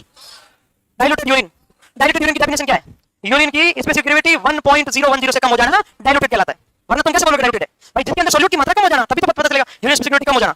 पॉलीडिप्सिया, प्यास ज्यादा लगेगी, ठीक है, डिहाइड्रेशन से। हाइपोवोलेमिया, बीपी कम, हाइपोटेंशन, सही बात है। टेकिकार्डिया, जब भी हमें डिहाइड्रेशन होता है, हार्ट बत्तियां कम होती है। हाइपोवोलेमिक शॉक का पहला साइन क्या है? टेकिकार्डिया, यस और नो? नेक्स्ट वीक वायरी, आपने पढ़ा होगा पल्स वॉल्यूम का स्कोर 0 मतलब एब्सेंट 1, जब स्ट्रोक वॉल्यूम कम होता है, कार्डियक आउटपुट कम होता है, पल्स कैसी हो जाती है?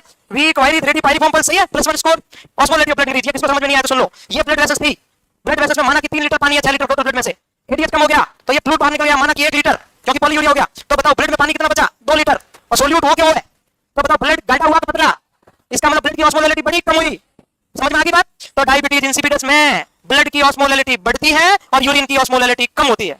क्या बोला मैं? यूरिन पतला होता है, ब्लड गाढ़ा होता है, और गाढ़ा को बोलते हैं ज्यादा ऑस्मोलैलिटी स्पेसिफिसिटी, और कम को बोलते हैं डाइल्यूटेड। कोई डाउट? नेक्स्ट इंक्रीज ब्लड की स्पेसिफिसिटी बढ़ गई, विस्कोसिटी बढ़ गई, ठीक है ये बात भी। वेट लॉस या गेन, डिहाइड्रेशन में स्किन कलर लॉस या ज्यादा, डिहाइड्रेशन यस और नो? बच्चों में धसी हुई fontanelles, dry mucous membranes, mental hyper, brain में ऑक्सीजन नहीं पहुंचेगा, और हाइपरनेट्रीमिया या हाइपोनेट्रीमिया। एक भी साइन में डाउट है किसी को? बाकी पढ़ेंगे। Okay, thank you.